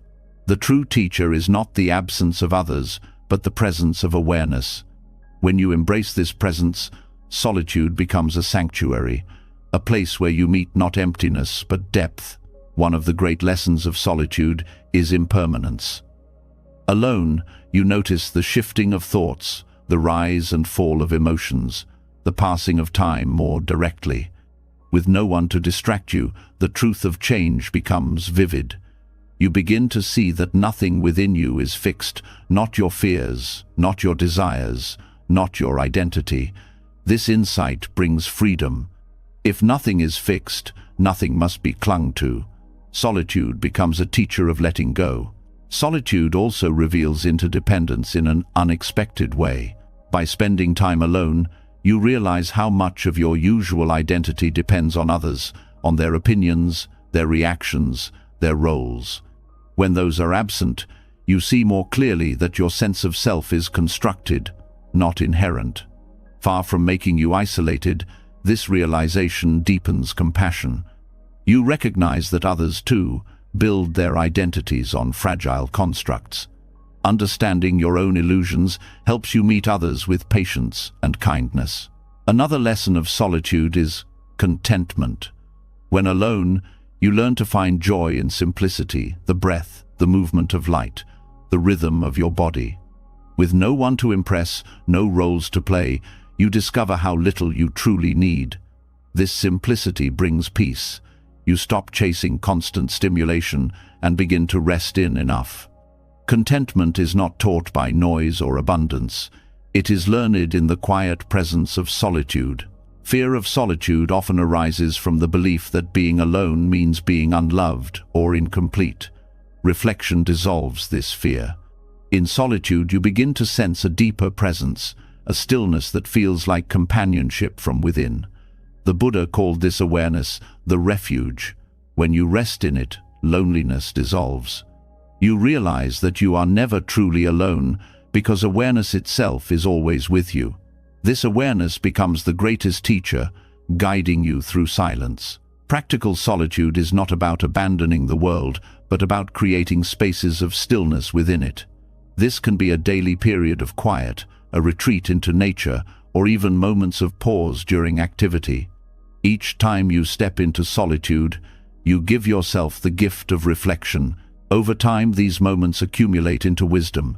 You begin to carry solitude with you, even in company, as a steady presence that keeps you grounded. The fruits of solitude are many. Clarity arises because distractions fall away. Strength grows because you no longer depend on others for constant affirmation. Compassion deepens because you understand yourself and, through that, understand others.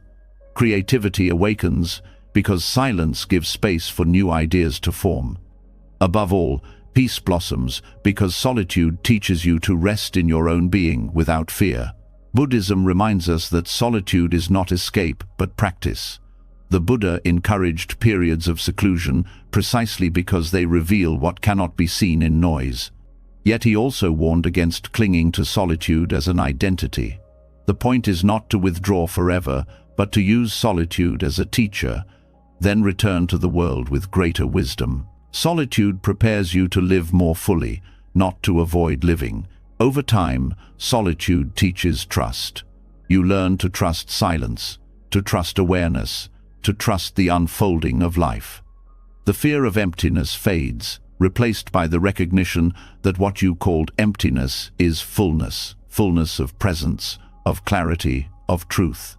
Solitude shows you the Buddha within, the guide that was always waiting in the quiet.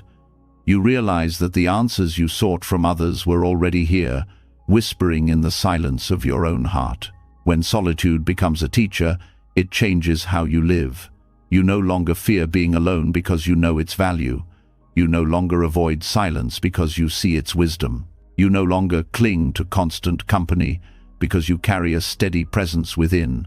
Solitude is no longer loneliness but liberation, no longer absence but guidance. And in this way, time alone becomes one of the most profound teachers you will ever meet, one that leads you directly to the truth of who you are. When solitude becomes a teacher, you begin to sense that silence does more than reveal inner truths, it also heals.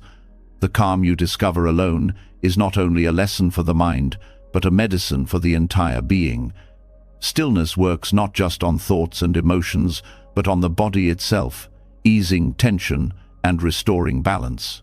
Buddhism has long taught that silence nourishes the soul, yet modern understanding shows it also resets the nervous system. In quiet, both mind and body return to harmony, proving that stillness is not weakness but renewal. The nervous system is the bridge between your inner world and the outer environment. Every sound, every demand, every stressor is registered here. In constant noise, the system remains in a state of vigilance. Muscles tighten, breath shortens, the heart beats faster. The body lives as if danger is always near. Over time, this state of alertness drains energy, weakens immunity, and clouds clarity. Silence interrupts this cycle. It signals safety. In quiet, the nervous system shifts from defense to restoration, from tension to calm. This reset is not passive. It is active healing. When the mind grows still, breath deepens naturally. The heart rate slows, blood pressure eases, and hormones of stress begin to decline. Muscles unclench, allowing energy to flow more freely. The body, once locked in survival, turns toward repair. This is why silence feels nourishing. It is not merely psychological, it is physiological renewal at the most fundamental level. Buddhism has always recognized this connection. Monks retreat to forests and caves not only for spiritual clarity, but for the healing stillness of nature. The absence of constant stimulation allows body and mind to rest together. In this rest, awareness deepens, compassion strengthens, and health improves. Modern science now echoes what the tradition has long taught. Silence is medicine for the nervous system. The soul, too, is reset by stillness. In noise, the mind scatters outward, chasing distractions, replaying worries. The soul feels fractured, pulled in 1,000 directions. Silence gathers the pieces back. In stillness, you feel whole again, anchored not in chaos but in presence. The rest you experience is not sleep, but awakening, the return to your natural state of peace. Daily life often leaves little space for this reset. Phones buzz, voices demand, environments overflow with stimulation.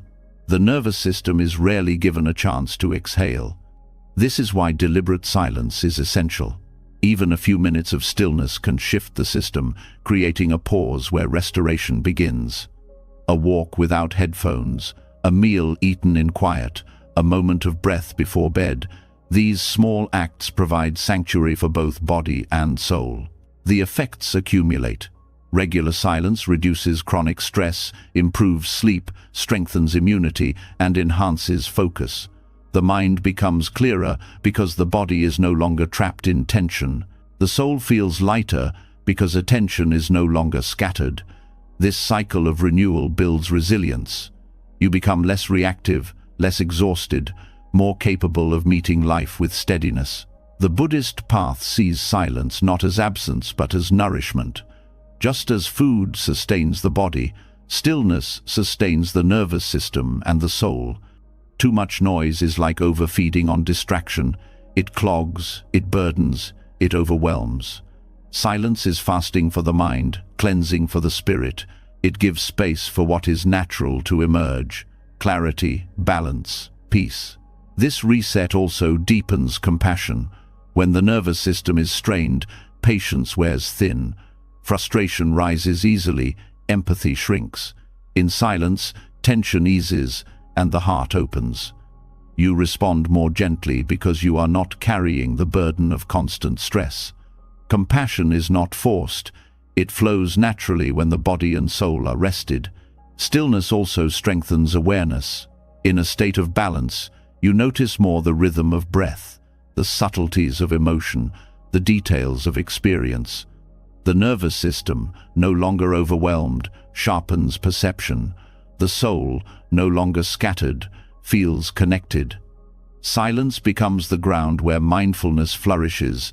This practice is not about escaping life, but about sustaining it.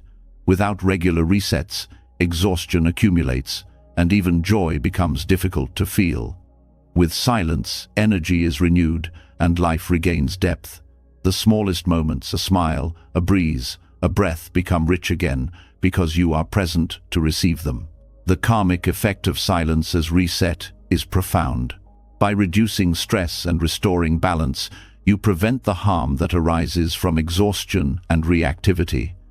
You plant seeds of peace in your body and mind, which ripple outward in every interaction.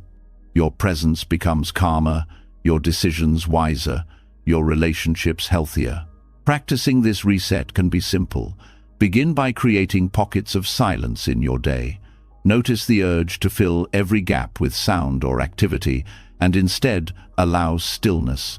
In these moments, focus inward. Feel the breath, sense the body, rest in awareness. Each pause is a gift to the nervous system. Each moment of quiet, a nourishment for the soul. Over time, silence becomes not only a practice, but a way of being. You carry the reset within you. Even in noise, you touch the inner stillness. Even in stress, you return quickly to balance. The nervous system learns resilience. The soul learns peace.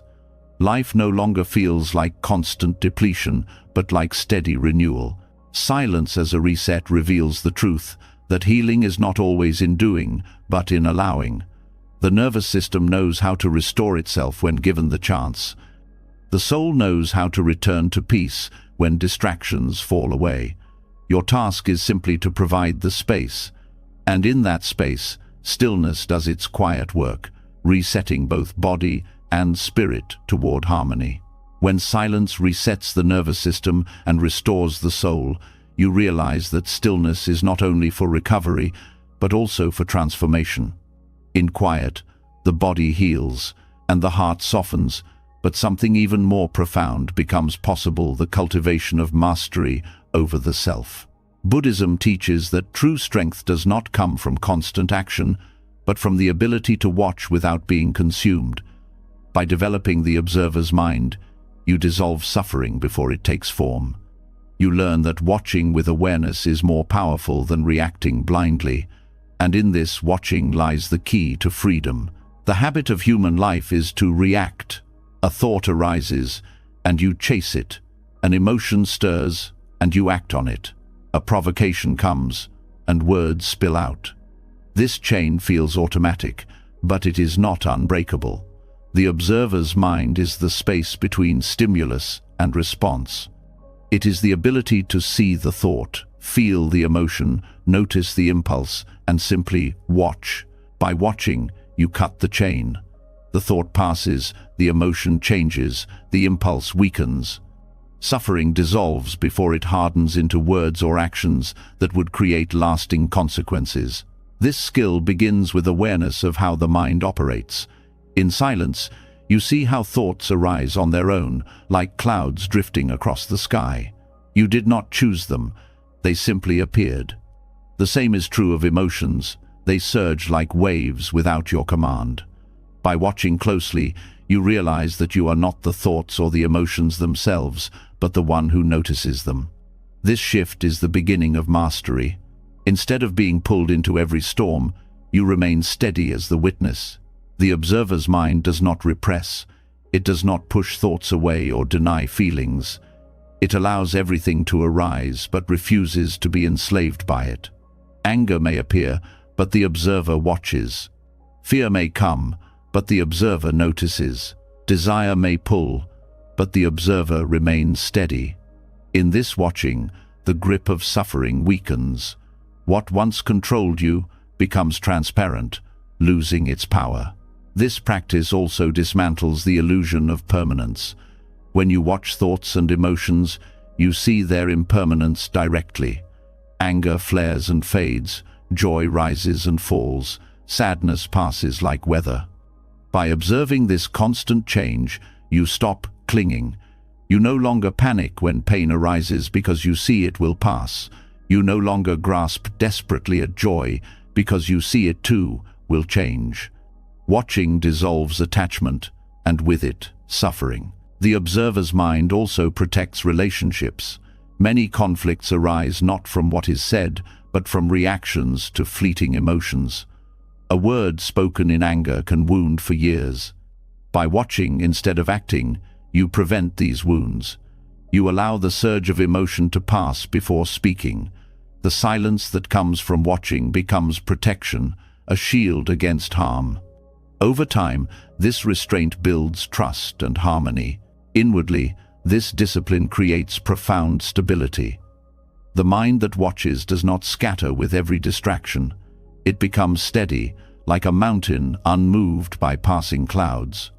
This stability brings peace even in difficulty. Challenges remain, but suffering lessens because you no longer add reactivity to pain. You face life with clarity instead of confusion. Self-mastery through watching also reveals the roots of suffering. By observing thoughts without acting, you see patterns. You notice how desire arises from insecurity, how anger is often a mask for fear, how jealousy comes from comparison. These insights are only visible when you do not rush into reaction. Watching gives you knowledge of the mind's hidden workings, and this knowledge allows transformation. The practice extends beyond meditation. In daily life, every moment becomes an opportunity. When someone criticizes you, instead of replying instantly, you watch the reaction inside. You notice the sting, the urge to defend, the heat rising, and you remain silent. The emotion shifts, and clarity emerges. In this clarity, you may choose wise words or no words at all. By watching, you dissolve suffering before it multiplies. This skill also enhances compassion. When you see your own thoughts and emotions arise and pass, you recognize the same in others.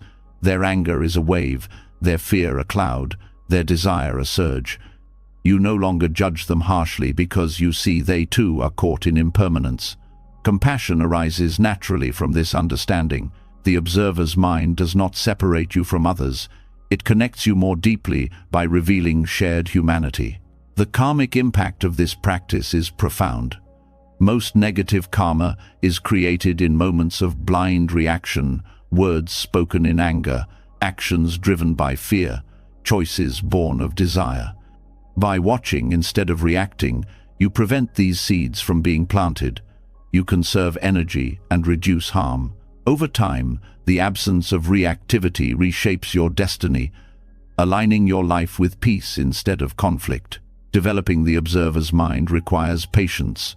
At first, watching feels impossible.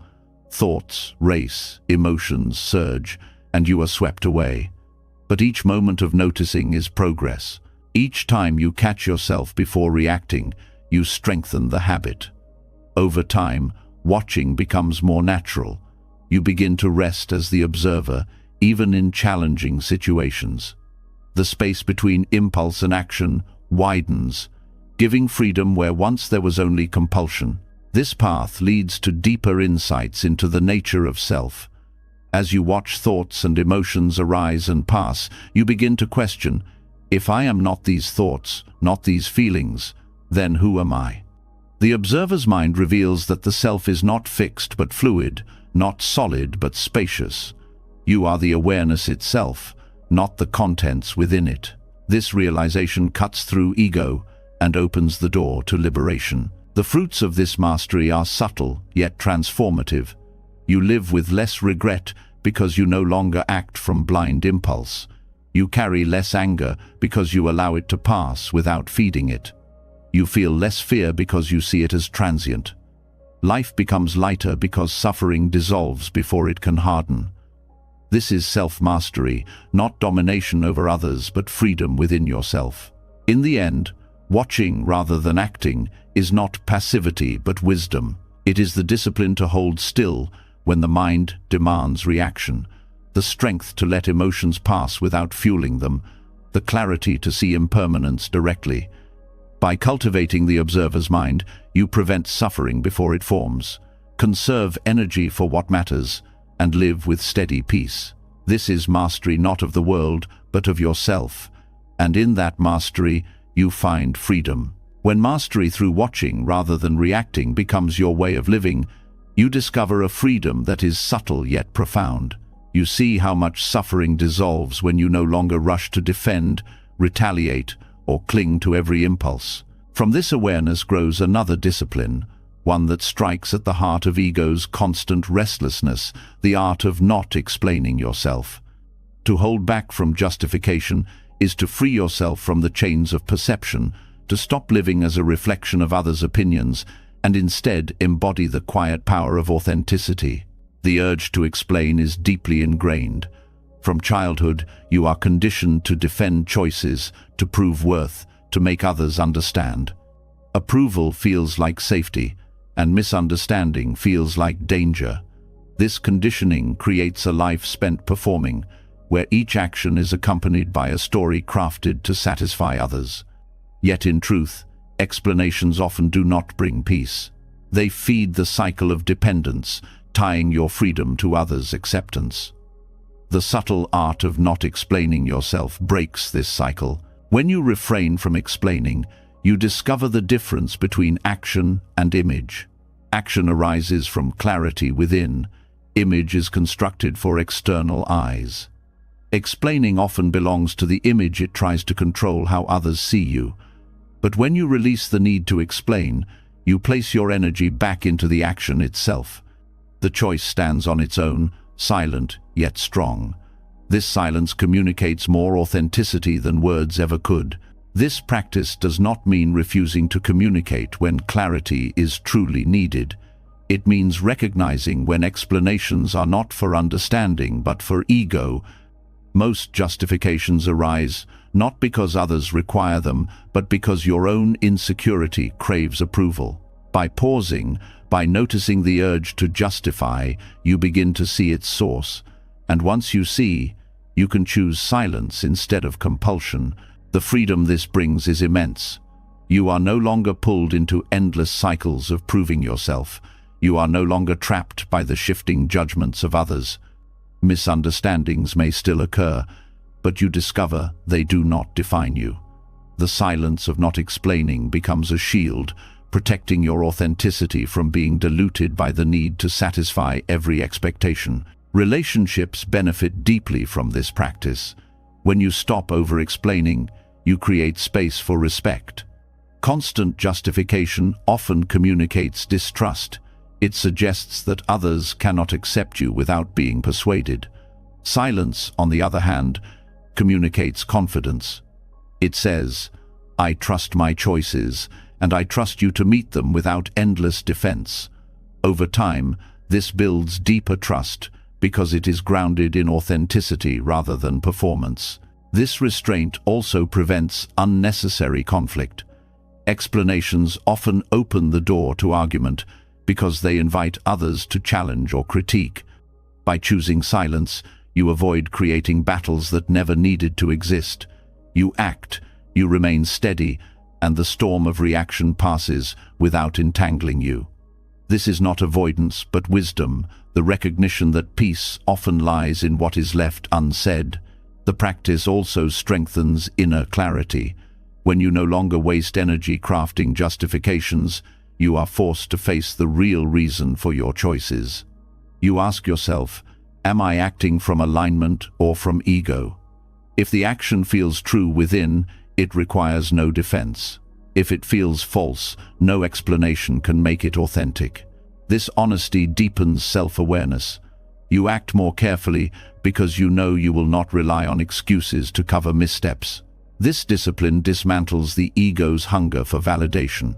Explaining is often an attempt to shape how others see you, to maintain an image of goodness, intelligence, or strength. By choosing not to explain, you deny the ego its stage. You step off the performance, allowing yourself to simply be. This humility frees enormous energy. Instead of constantly editing your life for an audience, you live it directly. The karmic consequences of restraint are also powerful. Justifications often lead to entanglements others misunderstand. You defend, they counter, and the cycle deepens. Each word plants seeds of tension. Silence ends this before it begins. By not explaining, you prevent countless ripples of conflict and protect harmony. The energy saved becomes fuel for growth rather than for endless defense. Practical application begins with awareness of the urge. Notice in daily life how often you start to explain why you are late, why you said no, why you chose differently. Most of the time, these explanations are not truly required. Pause. Ask if your words are necessary. Often, silence is enough. You will discover that the world continues, even when you do not justify. Misunderstandings fade on their own. Respect grows from restraint, and your authenticity shines more clearly. This practice does not harden you, it softens you toward truth. You no longer manipulate with explanations, no longer cling to being seen in a certain way. You allow yourself to be misunderstood, and in doing so, you discover strength. To be at peace while not being fully understood is one of the highest forms of freedom. It shows that your center is no longer dependent on external validation. The Buddha himself embodied this wisdom. When pressed with questions meant to trap him, he often remained silent. He knew that explanation would not lead to understanding, but only to further entanglement. His silence was not avoidance, it was teaching. It showed that truth needs no defense, that authenticity requires no justification. By walking this path, you align yourself with the same wisdom. Over time, the art of not explaining yourself becomes natural. The urge to justify weakens, the need for approval fades, the fear of misunderstanding dissolves. You act from clarity, speak when necessary, and allow silence to carry the rest. This presence communicates more than words, because it is rooted in authenticity rather than performance. In the end, restraint from explaining is not about silence for its own sake, but about freedom. Freedom from the need to perform, freedom from the chains of perception, freedom from the ego's endless hunger to be seen a certain way. By mastering this subtle art, you discover that authenticity is strongest when left unguarded, that truth stands firm without defense, and that silence can speak louder than any justification. This is the power of living without explanation, a life steady, free, and deeply real. Silence has revealed itself to be more than just the absence of noise. It is the ground where restlessness settles into wisdom, where ego dissolves without a fight, where hidden shadows rise only to be healed. It is discipline, compassion, clarity, and refuge. By focusing inward, you discover that peace is not something you must chase, it is something you uncover, moment by moment, in the quiet within. From non-reaction to noble silence, from releasing comparison to dissolving excess desire, each step shows the same truth. When you stop stirring the water, it clears on its own, and in that clarity, life realigns itself naturally. So now the question is yours. Where will you begin? Will you start with a single pause before speaking, with 5 minutes of solitude each day, or with the courage to stop explaining yourself? Share in the comments what silence has taught you or what you are ready to let it teach you. Your reflections may spark the journey for someone else. If you found wisdom here and want to keep walking this path together, don't forget to subscribe to the channel. More lessons, more reflections, more practices are waiting, and the bell will make sure you never miss them. Until next time, keep your silence alive and watch how everything begins to fall into place.